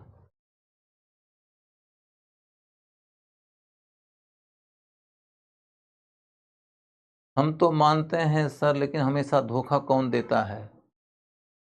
धोखा कौन देता है? धोखा तो प्रेमी को प्रेमिका दे देती है, प्रेमिका को प्रेमी दे देता है, भाई को भाई दे देता है, पड़ोसी दे देता है। धोखा तो विद्यार्थी को शिक्षक दे देता है। धोखा तो बहन को भाई दे देता है। धोखा खोजने लगोगे तो पता चलेगा कि तुमने भी कई सारे लोगों को धोखा दिया होगा। वो कहते हैं कि बुरा जो देखन में चला, बुरा न मिलिया कोई, जो दिल ढूंढा अपना, मूसा बुरा न कोई। तो धोखा कौन देता है खोजने लगोगे तो इतने धोखे मिलेंगे तुम्हारे आसपास में कि कामरान को दूर के दीवार पे टांग देने वाला कौन था? सॉरी, अकबर को दूर के दीवार पे टांग देने वाला कौन था? कामरान। कौन था कामरान? मुस्लिम, सुन्नी, हनीफी, तुर्की, मुगल और अकबर का अपना चाचा। कौन दिया धोखा? किसको दिया धोखा? राणा कुंभा को मार कौन दिया? अपना बेटा। बिंबिसार को कैद कौन कर लिया? अजात शत्रु कौन था? अपना बेटा। कौन दिया धोखा? तुम लोग बेसिकली इतिहास पढ़ने के बजाय कोई खास तरीके की मानसिकता लेकर आते हो, तो उसी खांचे में चीजों को देखते हो, उसी खांचे में समझते हो, उसी में समझना चाहते हो। तो वही कहते हैं ना कि जाकी रही भावना जैसी, प्रभु मूरत देखी तिन तैसी। जाकी रही भावना जैसी, प्रभु मूरत देखी तिन तैसी। उस तरीके से देखने की तुम्हारी अपनी दृष्टि है, तो तुम उस दृष्टि से देखोगे। अब उस दृष्टि में कितना दृष्टि दोष है, वो देखने के लिए थोड़ी सी दृष्टि का विस्तार करना पड़ेगा। दृष्टि का थोड़ा सा विस्तार करोगे तो दृष्टिकोण भी बदल सकता है।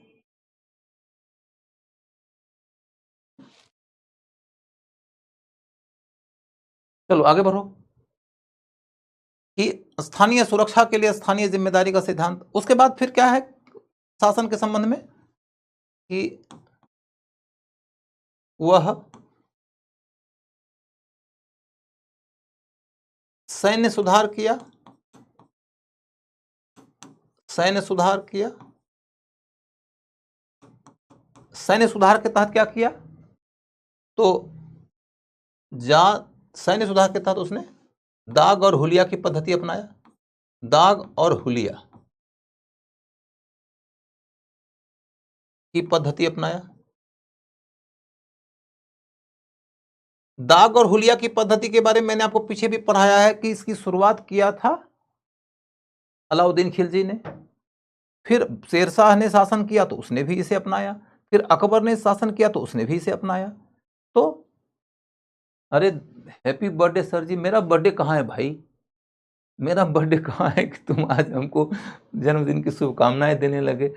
तुम हमको विक्रांत दुबे बना दिए आज तो। अपना विक्रांत है ना, वो रोज कहता है सर आज मेरा जन्मदिन है। तो विक्रांत हमारा बच्चा जरूर है, लेकिन मैं नहीं हूँ उस तरह का क्लेमेंट कि मैं रोज रोज बताऊंगा कि आज मेरा जन्मदिन है। ऐसा कुछ नहीं है, कोई जन्मदिन वगैरह नहीं है भैया। वैसे तुम लोगों की शुभकामनाओं को मैं स्वीकार करता हूँ सर आंखों, और आपको बहुत बहुत धन्यवाद। आपको बहुत बहुत शुभाशीष। आगे बढ़ो कि दाग और हुलिया की पद्धति। दाग, चेहरे के ऊपर दाग वगैरह होता है ना, फॉर्म वगैरह भरते होगे तो अभी भी पूछा जाता है कि कोई दाग वगैरह हो चेहरे पे तो बताइए। अब तो चूंकि बायोमेट्रिक्स का जमाना आ गया, अब तो बहुत तरह के टेक्नोलॉजी का डेवलपमेंट हो गया, तो अब उसकी जरूरत उतनी नहीं बची है। लेकिन पहले की तिथि में इसकी जरूरत होती थी, दाग वगैरह पूछा जाता था। हाँ, कि माथे पे कटे का निशान, गाल पे कटे का निशान, इस तरीके से। और हुलिया माने चेहरा, चेहरा। ठीक है, दाग और हुलिया की पद्धति की शुरुआत किया। उसके बाद फिर अगला है भू राजस्व की पद्धति।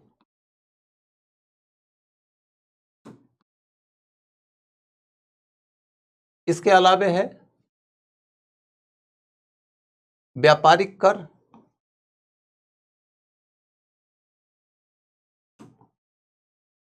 उसके बाद है रुपया। उसके बाद है साहित्य। इसके बाद है, इससे न्याय छूट गया, न्याय, तो न्याय भी लिख देंगे। इसके बाद है निर्माण कार्य। निर्माण कार्य। तो शेरशाह के बारे में इतनी और बातें हैं जिनका कि अध्ययन आपको करना पड़ेगा। तो शेरशाह के बारे में इन बातों का अध्ययन जब करते हैं तो सबसे पहले हम क्या करेंगे कि छोटा छोटा जो है उसको निपटा देते हैं।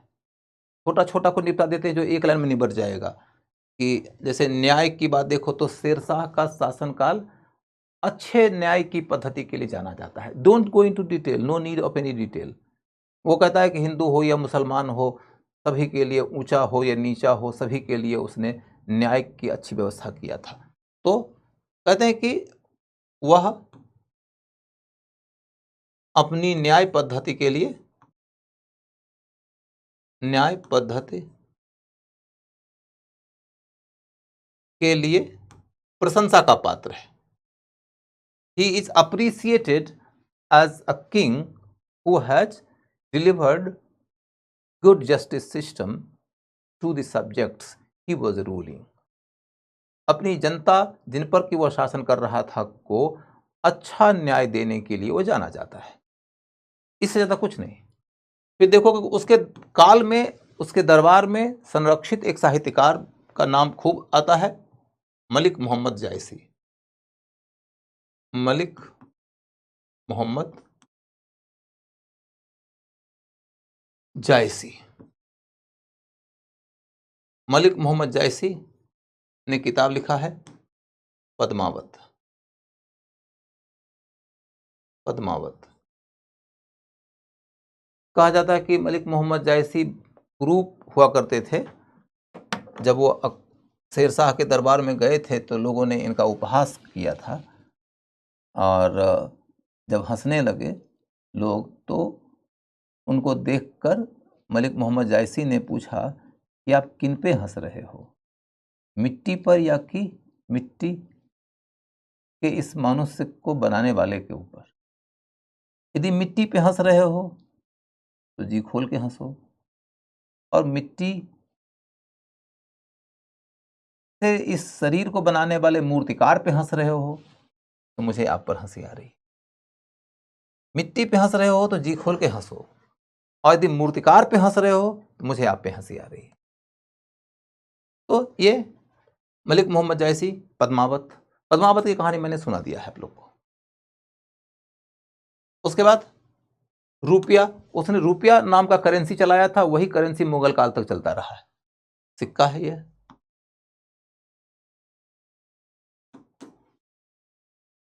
उसके बाद फिर व्यापारिक कर के नाम पर आपको बस एक लाइन में लिख लेना है कि सोनार गांव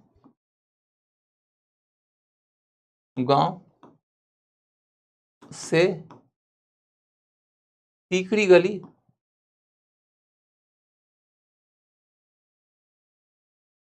सोनार गांव से सीकड़ी गली तक उसने एक ही बार कर देने की व्यवस्था बनाया।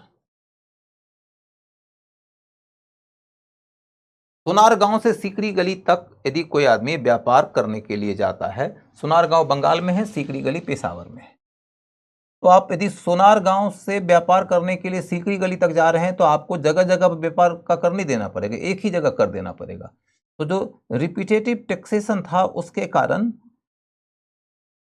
टैक्स तो थोड़ा बढ़ जाता था, लेकिन व्यापार घट जाता था। और व्यापार यदि घट ही जाएगा तो टैक्स का दर बढ़ा लेने से ही मात्र टैक्स का अमाउंट नहीं बढ़ेगा ना। टैक्स का अमाउंट तब बढ़ता है जब व्यापार का वॉल्यूम बढ़ता है, व्यापार की मात्रा बढ़ती है। तो इसलिए इसने नियम बनाया था कि सोनार गांव से लेकर सीकरी गली तक एक ही बार टैक्स देना पड़ेगा। ठीक है।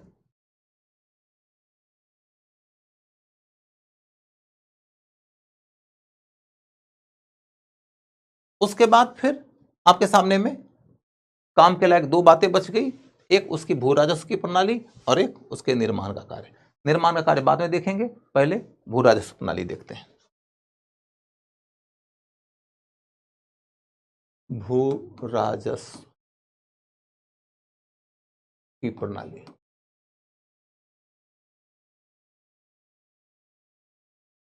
भू राजस्व की प्रणाली। भू राजस्व की प्रणाली में क्या देख रहे हैं कि वह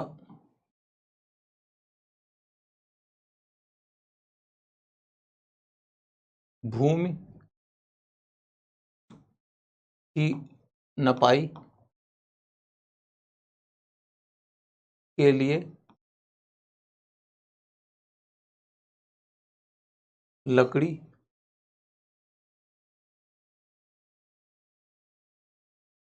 का उपयोग किया। भूमि की नपाई के लिए लकड़ी का उपयोग किया। उसके बाद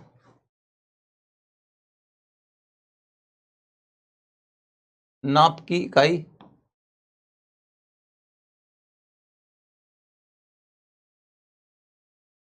के लिए, नाप की इकाई के लिए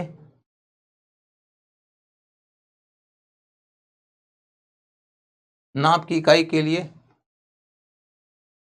गज ए सिकंदरी का उपयोग किया।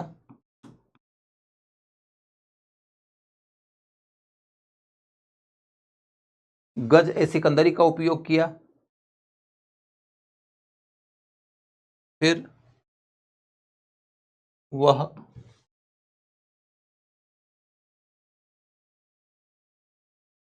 जमींदारों से वसूली का प्रबंध किया।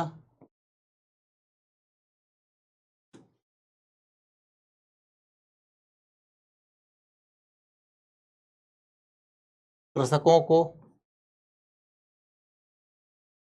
भूमि का मालिक माना।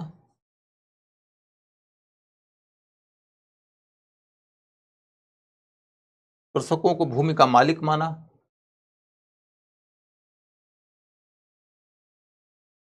उनके साथ, मैं कृषकों के साथ, उनके साथ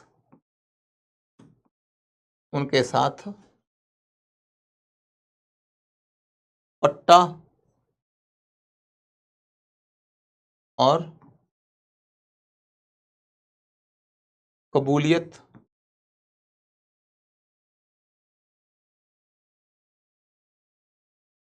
का नियम अपनाया। पट्टा और कबूलियत शब्द को लेकर बड़ी कंफ्यूजन होता है। जब आज की तिथि में गांव देहात में आप जाओगे तो आपको ये पता चले कि पट्टा शब्द का उपयोग किया जाता है एक खास सिस्टम के लिए। जैसे कि मान लो कि मेरे पास गांव में 10 एकड़ ज़मीन है और मैं अपनी भूमि पर खेती नहीं करना चाहता हूं, तो मैंने किसी को अपनी भूमि पट्टे पर दे दिया। इसके तहत क्या होता है कि वो किसान मेरी भूमि पर खेती करेगा और इसके बदले में वह मुझे सालाना एक रकम चुकाएगा। मान लो प्रति एकड़ 10,000 रुपया यदि चुकाएगा तो 10 एकड़ के बदले में 1,00,000 रुपया मुझे वो सालाना देगा। इस सिस्टम के मुताबिक भूमि का मालिक मैं हूं और उस भूमि का जोतदार कोई दूसरा है। इसी के कारण अंग्रेज इतिहासकार लोग जब इस विषय पर लिखने लगे, उन्हें यह कन्फ्यूजन हो गया कि कहीं ऐसा तो नहीं कि शेरशाह ने यह नियम बना दिया था कि समस्त भूमि राजा की है और किसान जो उस भूमि के ऊपर खेती करता है वो सिर्फ जोतदार है। तो रिसर्च करने के बाद ये बात समझ में आई कि पट्टा शब्द का इतना गहन अर्थ नहीं लगाया जा सकता है शेरशाह के काल में, क्योंकि उसने जो नियम बनाया है उस नियम के तहत ये कहीं नहीं कहा गया है कि भूमि का मालिक हम हैं। क्योंकि जब राजा भूमि का मालिक हो जाता है तो फिर राजा किसी भी शर्त पर किसी भी कारण से किसानों को भूमि से बेदखल कर सकता है, तभी बेदखल कर सकता है जबकि किसान कर चुका रहा है।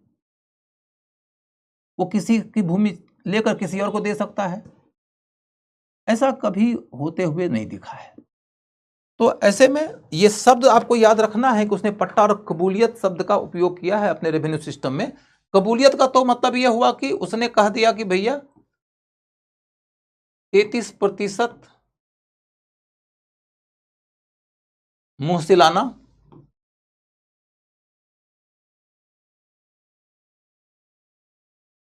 मतलब 33% कर, 33% खराज, 33% खराज और उसके अलावे 7% मुहसिलाना और जरीमाना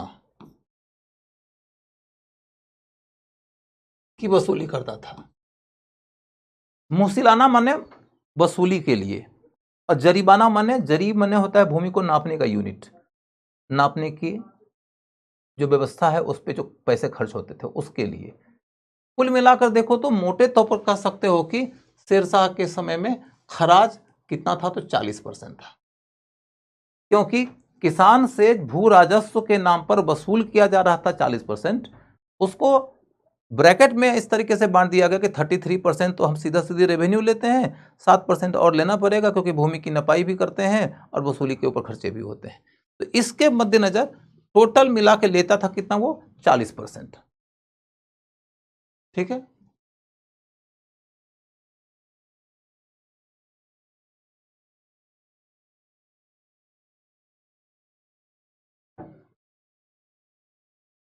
भाई तुम लोग आपस में ये जो डिबेट शुरू कर देते हो, उस डिबेट के लिए स्वतंत्र हो, लेकिन इस क्लासरूम में मत करो डिबेट। क्लासरूम में डिबेट करने का जगह नहीं है। बाकी जगह पर तुम स्वतंत्र हो क्योंकि तुम्हारे अपने स्ट्रॉन्ग ओपिनियंस हैं। उन स्ट्रॉन्ग ओपिनियंस को मैं बदलने आया नहीं हूँ। मैं कोई सोशल रिफॉर्मर की भूमिका में तो हूँ नहीं यहाँ पर। मैं आपको जब पढ़ा रहा होता हूँ तो मैं इतिहास पढ़ाता हूँ और इतिहास पढ़ाते हुए मुझे जहाँ तक जिस रूप में इतिहास नज़र आता है मैं पढ़ा देता हूँ। और तुम यदि सीखने के भाव से पढ़ोगे तो बहुत कुछ ऐसी बातें सीखना हो सकता है संभव हो जाए जो आज तक नहीं जानते थे। और ऐसे में हो सकता है कि जिस तरीके से आज तक सोचते रहे हो उस सोच में भी परिवर्तन आ जाए। और जब कोई ऐसी बातें करता है ना जो आपकी स्थापित सोच से थोड़ी अलग होती है, तो शुरुआती दौर में वो कभी कभी व्यक्ति अप्रिय भी हो जाता है। लेकिन जब गुड़ का एक ढेला पानी में गिर जाता है तो गुड़ का ढेला पानी के स्वाद को बदले बिना नहीं रहता है। समय के साथ आपकी सोच परिपक्व भी हो सकती है। ये खतरा तो मेरे क्लास में रहता है। और मेरी कक्षाओं के बाद आपकी सोच थोड़ी परिपक्व हो जाए और आपकी पुरानी सोच बदल जाए, ये खतरा आपको उठाना पड़ सकता है। वैसे आप अपनी सोच पे, जो भी आपकी सोच है XYZ ABCD, उस सोच पर टिके रहिए। मेरा कोर्स कर लीजिए, क्वेश्चन पकड़ में आ जाएगा, आपका काम हो जाएगा। इसके आगे न मेरा पर्पस है न आपको मेरी जरूरत है। आप बाकी अपनी अपनी सोच के साथ में अपना काम करते रहिए। ठीक है, 40% भू राजस्व लगाया। इसके बाद तब क्या है कि भूमि की श्रेणियों के आधार पर, भूमि की श्रेणियों के आधार पर भूमि की श्रेणियों के आधार पर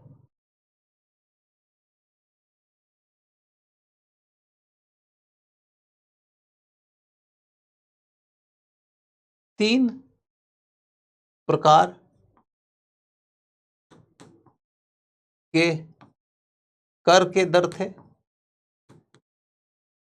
तीन प्रकार के कर के दर थे। भूमि की श्रेणियां क्या है? तो उत्तम, मध्यम,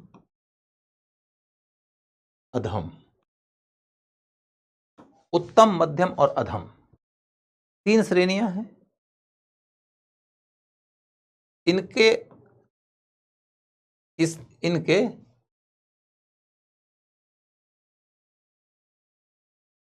औसत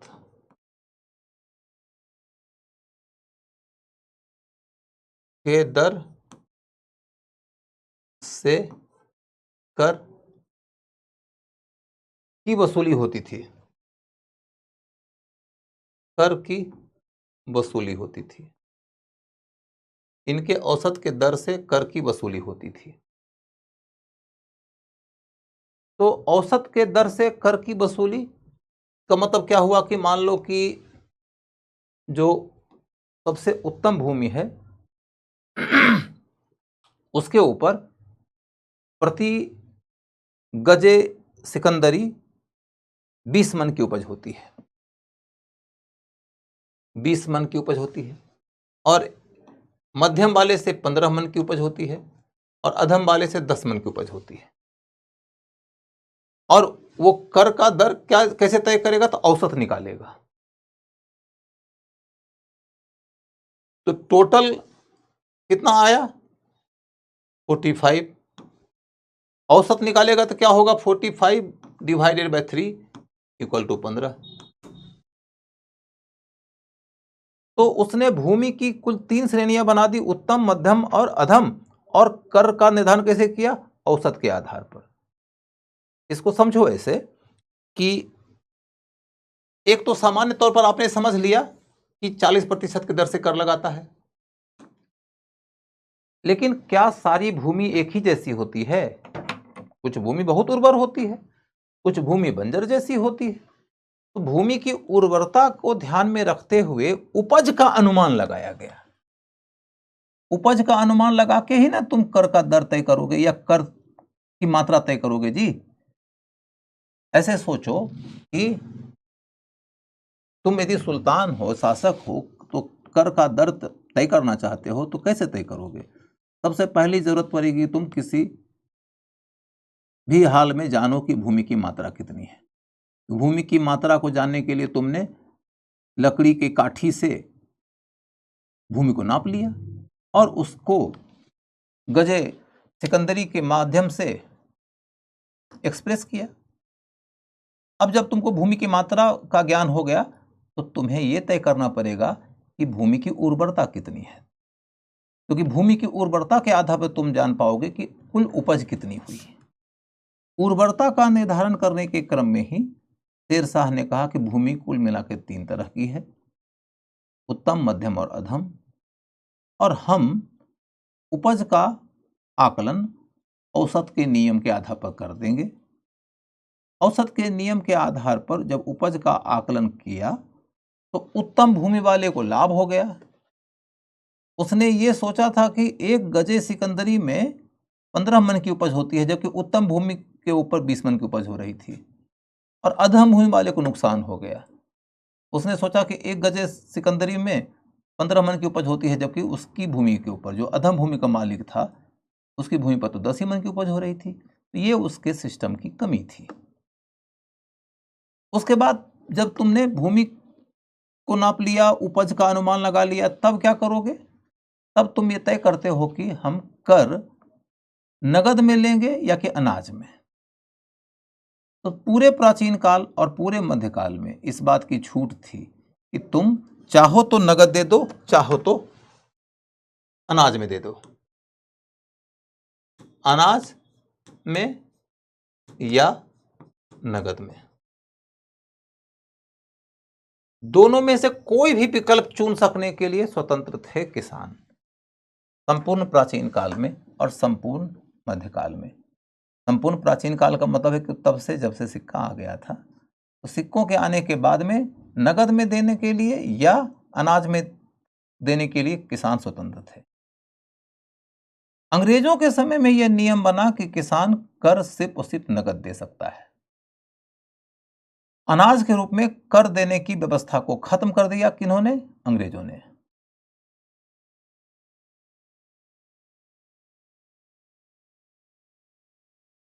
उसके बाद तब अगला मुद्दा क्या है कि उसके बाद का अगला मुद्दा क्या है? अगला मुद्दा यह है कि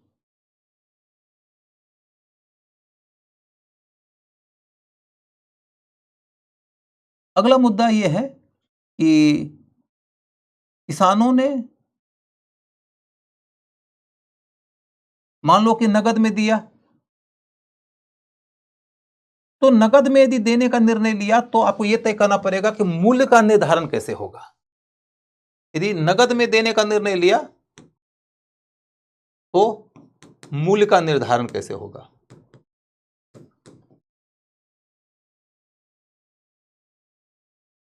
मूल्य का निर्धारण स्थानीय बाजार मूल्य के आधार पर, बाजार मूल्य के आधार पर।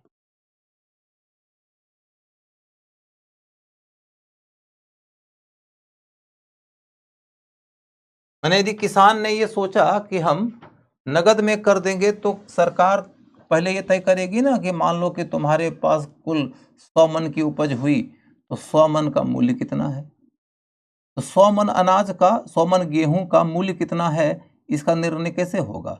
गांव में कुछ और मूल्य होगा, स्थानीय स्तर पर जो ब्लॉक और जिला का बाजार है वहां पर कुछ और मूल्य होगा, प्रांतीय हेडक्वार्टर में कुछ और मूल्य होगा, सेंट्रल कैपिटल में कुछ और मूल्य होगा, क्योंकि एक वस्तु का मूल्य पूरे हिंदुस्तान में एक जैसा तो नहीं रहेगा, पूरे साम्राज्य में एक जैसा तो नहीं रहेगा।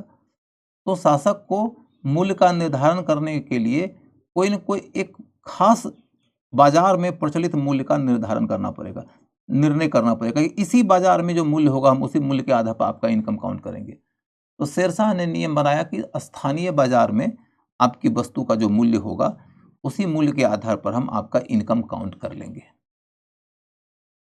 तो मान लीजिए कि 100 मन की उपज है और स्थानीय बाजार में 10 रुपये मन है उसका मूल्य, तो हम मान कर चलेंगे कि आपको 10,000 रुपये की आमदनी हुई। 10,000 रुपये के ऊपर हम फिर टैक्स लगा देंगे, 40% लगा दिए हम, तो हमारे पास में 4,000 आएगा। इस तरीके से कर का निर्धारण होता था। यहां भी आपको यह मैंने बताया कि अंग्रेजों के समय में यह तय किया गया था कि सिर्फ और सिर्फ नगद कर ही देना है। उसके पूर्व के काल तक छूट थी कि आप चाहो तो अनाज में दो और चाहे तो नगद में दो। एक अपवाद मात्र मिलेगा आपको अलाउद्दीन खिलजी के काल में। अलाउद्दीन खिलजी ने एक नियम बनाया था कि दिल्ली के आसपास के जो इलाके हैं वहां के किसान अनाज में ही कर देंगे, क्योंकि वह बाजार नियंत्रण की नीति अपनाया था और चाहता था कि दिल्ली के बाजार में अनाज की आपूर्ति पर्याप्त हो। अनाज की आपूर्ति पर्याप्त कैसे हो सकती है, तो इसका एक उपाय यह भी था कि यदि अनाज के रूप में ही किसान कर देंगे तो सुल्तान के पास में अनाज का अच्छा भंडार रहेगा। तो इसलिए उसने दिल्ली के आसपास के इलाकों से अनाज में ही कर लेने को प्राथमिकता दिया था। अगला मुद्दा यह है कि उपज पर कर का निर्धारण। उपज पर कर का निर्धारण होता था। उपज के ऊपर कर का निर्धारण का मतलब क्या है? उपज के ऊपर कर का निर्धारण का मतलब क्या है, सो समझिए। जैसे सोचो कि तुम्हारे पास में 100 मन, तुम्हारे पास में 10 एकड़ जमीन है। 10 एकड़ जमीन है। 10 एकड़ जमीन के ऊपर हमारा अनुमान है कि 100 मन की उपज होती है और 1 मन का मूल्य 10 रुपया है। तो हमारा अनुमान है कि तुमको 1000 रुपये की प्राप्ति होगी। 10,000 नहीं, 1000 रुपये की प्राप्ति होगी। 1000 रुपये की प्राप्ति होगी। और फिर मेरा परसेंटेज यह है कि हम 40% लेंगे, तो हमको 400 रुपया चाहिए। 400 रुपया हमारा बनता है। लेकिन यहीं पर एक बड़ा प्रश्न खड़ा होता है कि तुम कर का निर्धारण उपज पर करते हो कि भूमि पर करते हो। यदि तुम उपज पे करते हो तो इसका मतलब होता है कि सामान्यतया मेरा अनुमान है कि 10 एकड़ जमीन के ऊपर 1000 रुपये की उपज होगी। लेकिन यदि बाढ़ आ गया तो, सूखा पड़ गया तो, कीड़े आ गए तो उपज कम भी तो हो सकती है। या किसी साल यदि सब कुछ अच्छा रहा तो उपज में वृद्धि भी तो हो सकती है।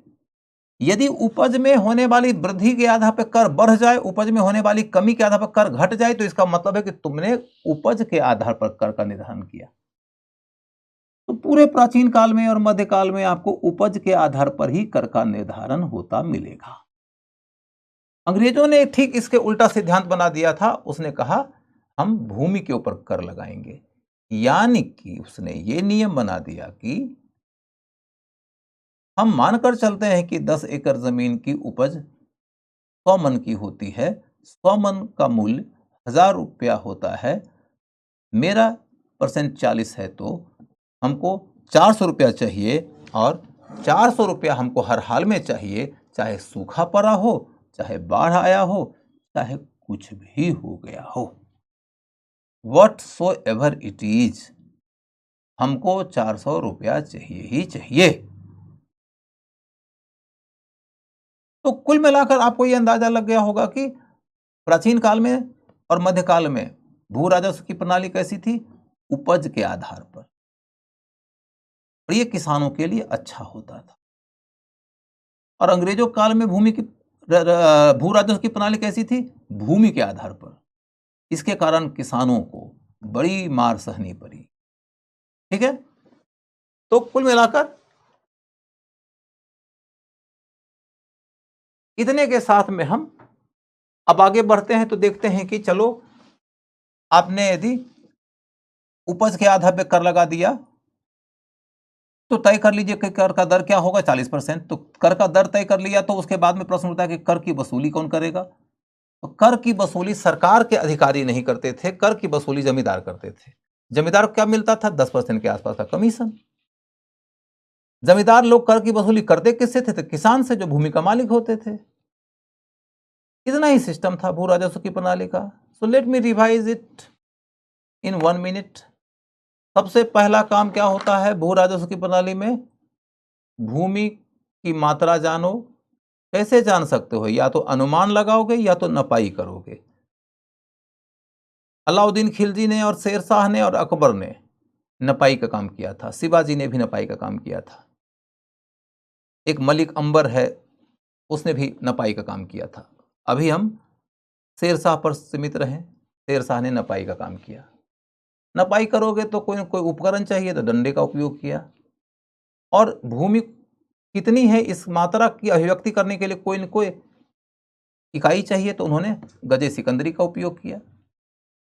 उसके बाद जब भूमि की मात्रा जान गए तो भूमि की उपज जानना पड़ेगा, क्योंकि सभी भूमि एक समान उर्वर नहीं होती है।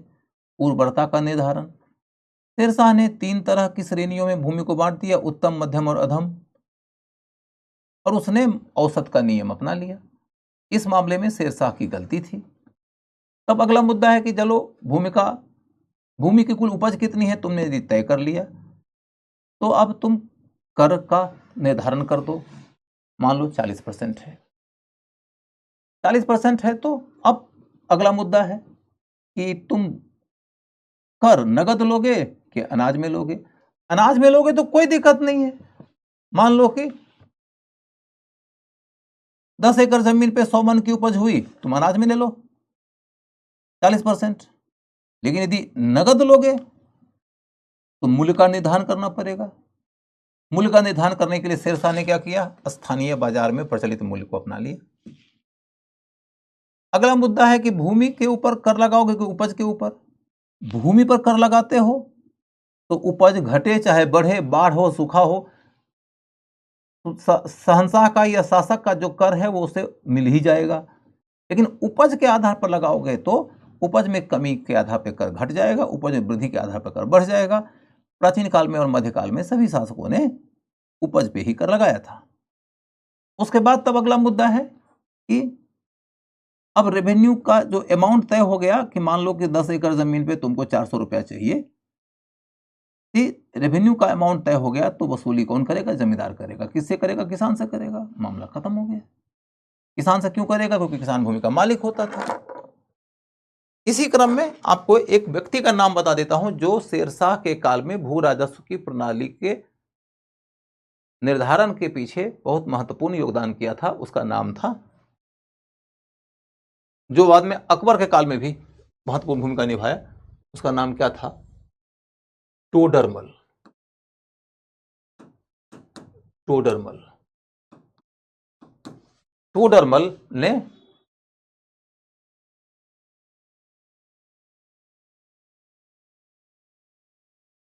भूमि की नपाई का काम किया। ठीक। रस्सी अलाउद्दीन खिलजी के काल में भी लगभग छोड़ दी गई थी। रस्सी का विकल्प बना हुआ था, लेकिन इसने रस्सी के अलावा लकड़ी के काठी का उपयोग किया है। काठी, ठीक है।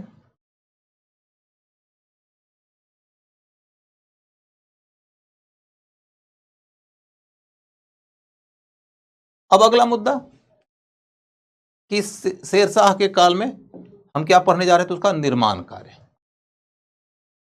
निर्माण कार्य,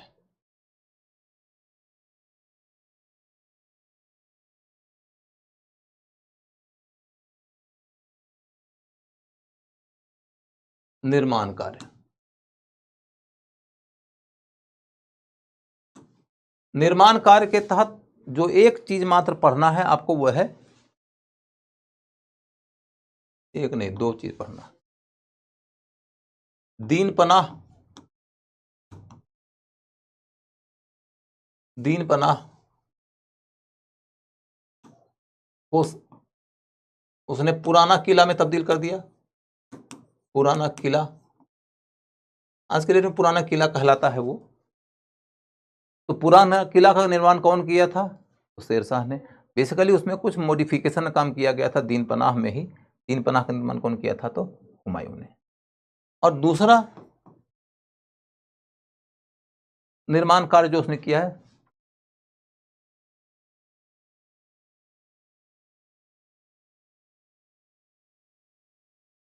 दूसरा निर्माण कार्य क्या है? तो दूसरा निर्माण का कार्य है शेरशाह का मकबरा। शेरशाह का मकबरा। शेरशाह का मकबरा मकबरा तो जानते हैं किसको कहते हैं, जहां व्यक्ति के शव को दफनाया जाता है उसी के ऊपर मकबरा बना दिया जाता है। तो शेरशाह के मकबरे की खास बात क्या है? तो एक खास बात यह है कि अष्टकोणीय आधार है,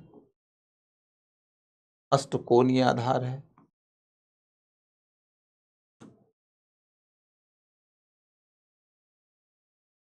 उसके बाद दूसरा महत्वपूर्ण मुद्दा क्या है? दूसरा मुद्दा क्या है? एक हुआ अष्टकोणीय आधार, दूसरा मुद्दा क्या है? तो है दोहरा गुंबद, दोहरा गुंबद। और तीसरा मुद्दा क्या है? तो पानी के बीच, पानी के बीच मकबरा है। और मकबरा मूलतः लाल बलुई पत्थर का है, बनाया गया है, लाल बलुई पत्थर से बनाया गया है।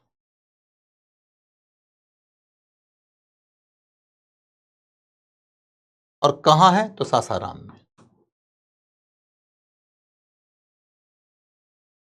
सासाराम में। तो सासाराम में शेरशाह का मकबरा क्यों है? क्योंकि पहले बिहार का शासक था। सासाराम में शेरशाह का मकबरा है, लाल बलुई पत्थर से बनाया गया मकबरा है, पानी के बीच में बनाया गया मकबरा है, अष्टकोणीय आधार पर बनाया गया मकबरा है, जिसमें दोहरे गुंबद का उपयोग किया गया है। अब आप ये देखो कि ये देखो दीनपनाह है, इसी को फिर कन्वर्ट कर देता है शेरशाह पुराने किले में। ये हुमायूं ने बनवाया था।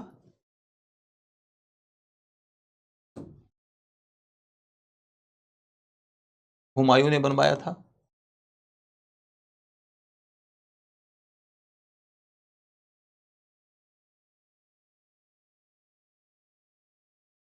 उसके बाद फिर ये पुराना किला है जिसको कि आगे कन्वर्ट कराया था शेरशाह ने। तो यहां आपको दिखाई देगा पुराना किला, दिल्ली में ही है।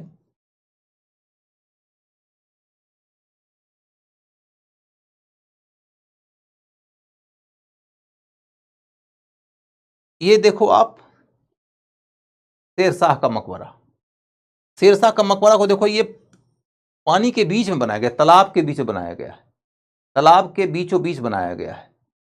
उसके बाद फिर देखोगे ये तो भाई आधार हो गया, लेकिन ये अष्टकोणीय बेस है, ये अष्टकोणीय बेस है, ऑक्टेगोनल बेस है। जिस ऑक्टेगोनल बेस के बारे में मैंने आपको पढ़ाया था कि पहली दफा अष्टकोणीय आधार पर बनाए गए भवन का उदाहरण यदि खोजोगे तो आपको कौन सा उदाहरण मिलेगा? तो खाने जहां तेलंगानी के मकबरा में, खाने जहां तेलंगानी के मकबरा में पहली बार अष्टकोणीय आधार का उपयोग हुआ था। उसके बाद फिर दूसरा पॉइंट क्या देखते हो, इस को और इसको देखो, यही गुंबद है, गुंबद है, लेकिन यहां पर ये दोहरा गुंबद है। ये गुंबद के नीचे का जो गर्दन दे दिया गया है ना, आपको ये दिख रहा सटा हुआ, लेकिन सटा हुआ नहीं है, ये दोहरे गुंबद का गर्दन है, ये गर्दन का हिस्सा है,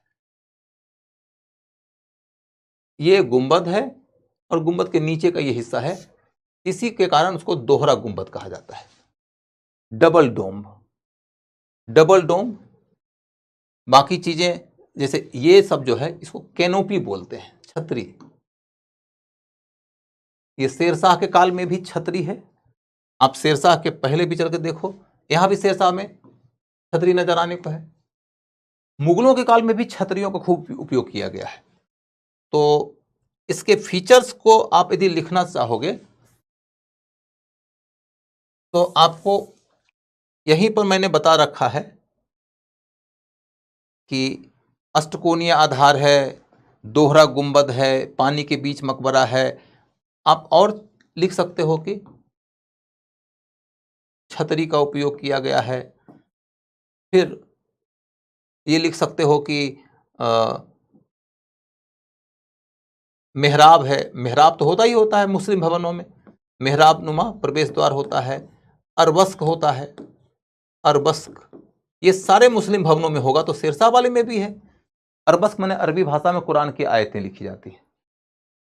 अब ये आपको अंदाजा लग गया होगा, देखो लाल बलुई पत्थर है, लाल बलुई पत्थर से बनाया गया है, यानी इसमें संगमरमर आपको नहीं दिखाई देगा, लाल बलुई पत्थर से बनाया गया है। लेकिन जब आप इसके ठीक आगे बढ़ोगे, जब आप जाओगे हुमायूं के मकबरे की ओर, तो आपको उसमें खूब सारा संगमरमर दिखाई देगा। ये अभी हुमायूं का मकबरा नहीं है, इसको भी छोड़ दीजिए, ये अभी शेरशाह का मकबरा है। यहीं तक पढ़ के हम शेरशाह के बारे में हमारी कहानी यहीं तक खत्म हो जाती है, और तब हम देख रहे हैं कि उसका बेटा आता है इस्लाम शाह सूर। इस्लाम शाह सूर, इस्लाम शाह सूर। इस्लाम शाह सूर के बारे में मात्र दो बातें जानिए। एक यह कि वह 800 और सराय बना दिया, 800 और सराय बनाया। फिर इस्लाम शाह सूर को इसलिए भी जाना जाता है कि उसने विधि के संहिताकरण का प्रयास किया था। विधि माने लॉ, विधि के संहिताकरण का प्रयास किया। मतलब विधि के संहिताकरण का काम इंडिया में प्रॉपर तरीके से हुआ तब जबकि ब्रिटिश शासन था, जिसके रास्ते से कि आपका आईपीसी बना, सीआरपीसी बना, सीपीसी बना, कॉन्ट्रैक्ट एक्ट बना, एविडेंस एक्ट बना। ये तमाम जो विधियों का एक व्यवस्थित लेखन का काम है, वो विधि का संहिताकरण कहलाता है। कुछ हद तक इस्लाम शाह सूर ने इस दिशा में काम किया था। तो इस्लाम शाह सूर की कहानी इतनी है। इसके बाद फिर 1 साल के अंतर्गत ही इसके वंश का शासन समाप्त हो गया, और समाप्त किसने किया? तो हुमायूं ने खत्म किया। हुमायूं के मरने के बाद, जिस समय अकबर मात्र 13 वर्षों का ही था, तो अफगानियों ने अपनी खोई हुई सत्ता फिर से प्राप्त करने का प्रयास किया। खोई हुई सत्ता प्राप्त करने के लिए अफगानियों ने किसको भेजा? अपने ही शासन के अधीन नमक के एक ऐसे व्यापारी को, जो कि धीरे धीरे सूरवंशियों के शासन में महत्वपूर्ण भूमिका निभाते हुए आगे बढ़ा। ज्यादातर प्रगति उसकी पहले इस्लाम शाह सूर के काल में हुई और फिर उसके बाद भी होती रही। तो आपको ये मालूम हो कि नमक के उस व्यापारी का, जो आगे चलकर एक महत्वपूर्ण प्रशासनिक अधिकारी हो गया, यहां तक कि दीवान हो गया, वित्त मंत्री हो गया, उसका नाम था हेमचंद, जिसे हम हेमू के नाम से जानते हैं। हेमू एक ऐसे योद्धा के तौर पे जाना जाता है जो इसके पहले कोई युद्ध नहीं हारा था। उस व्यक्ति को बंगाल से अफगानी नेतृत्व ने दिल्ली पर नियंत्रण करने के लिए भेजा। दिल्ली पर नियंत्रण करने में हेमचंद कामयाब हो गए। जब हेमचंद दिल्ली पर नियंत्रण कर लिया तो उसने अपने आप को विक्रमजीत की उपाधि दे दिया, और एक तरीके से समझिए कि उसने अपने आप को स्वतंत्र शासक घोषित कर दिया। यानी दिल्ली पर हमला करने तो वह आया था अफगानियों के प्रतिनिधि के रूप में, लेकिन दिल्ली पर नियंत्रण करने के बाद उसने अपने को विक्रमजीत की उपाधि दिया, यानी स्वतंत्र शासक बन गया। उसने अपने नाम का सिक्का भी जारी किया। यदि वह दिल्ली पर अपना नियंत्रण करने में जो कामयाबी हासिल किया था उसको कंटिन्यू कर दिया होता, दिल्ली पर नियंत्रण उसका यदि बना रह गया होता, तो फिर मुगलों की सत्ता वहीं खत्म हो जाती और वहां से एक हिंदू शासक की सत्ता स्थापित हो जाती। लेकिन हेमचंद के लिए काम भी इतना आसान तो नहीं था, क्योंकि मुगलों का प्रतिनिधि अकबर के रूप में जिंदा था। अकबर मात्र 13 वर्ष का था। हुमायूं की मृत्यु जब हुई तो 13 वर्ष में ही कलनौर एक जगह है, वहां पर बैरम खान ने अकबर को शहंशाह घोषित करा दिया। शहंशाह की घोषणा के पश्चात अकबर के सामने में सबसे पहली जो चुनौती आई है वो यही कि दिल्ली पे कब्जा कर लिया हेमचंद ने। और दिल्ली के ही बगल में पानीपत में फिर लड़ाई होती है 1556 में, दूसरी लड़ाई पानीपत की। उस लड़ाई में प्रथम दृष्टया हेमचंद का पलड़ा भारी था, लेकिन युद्ध के दौरान हेमचंद को एक तीर लग गया।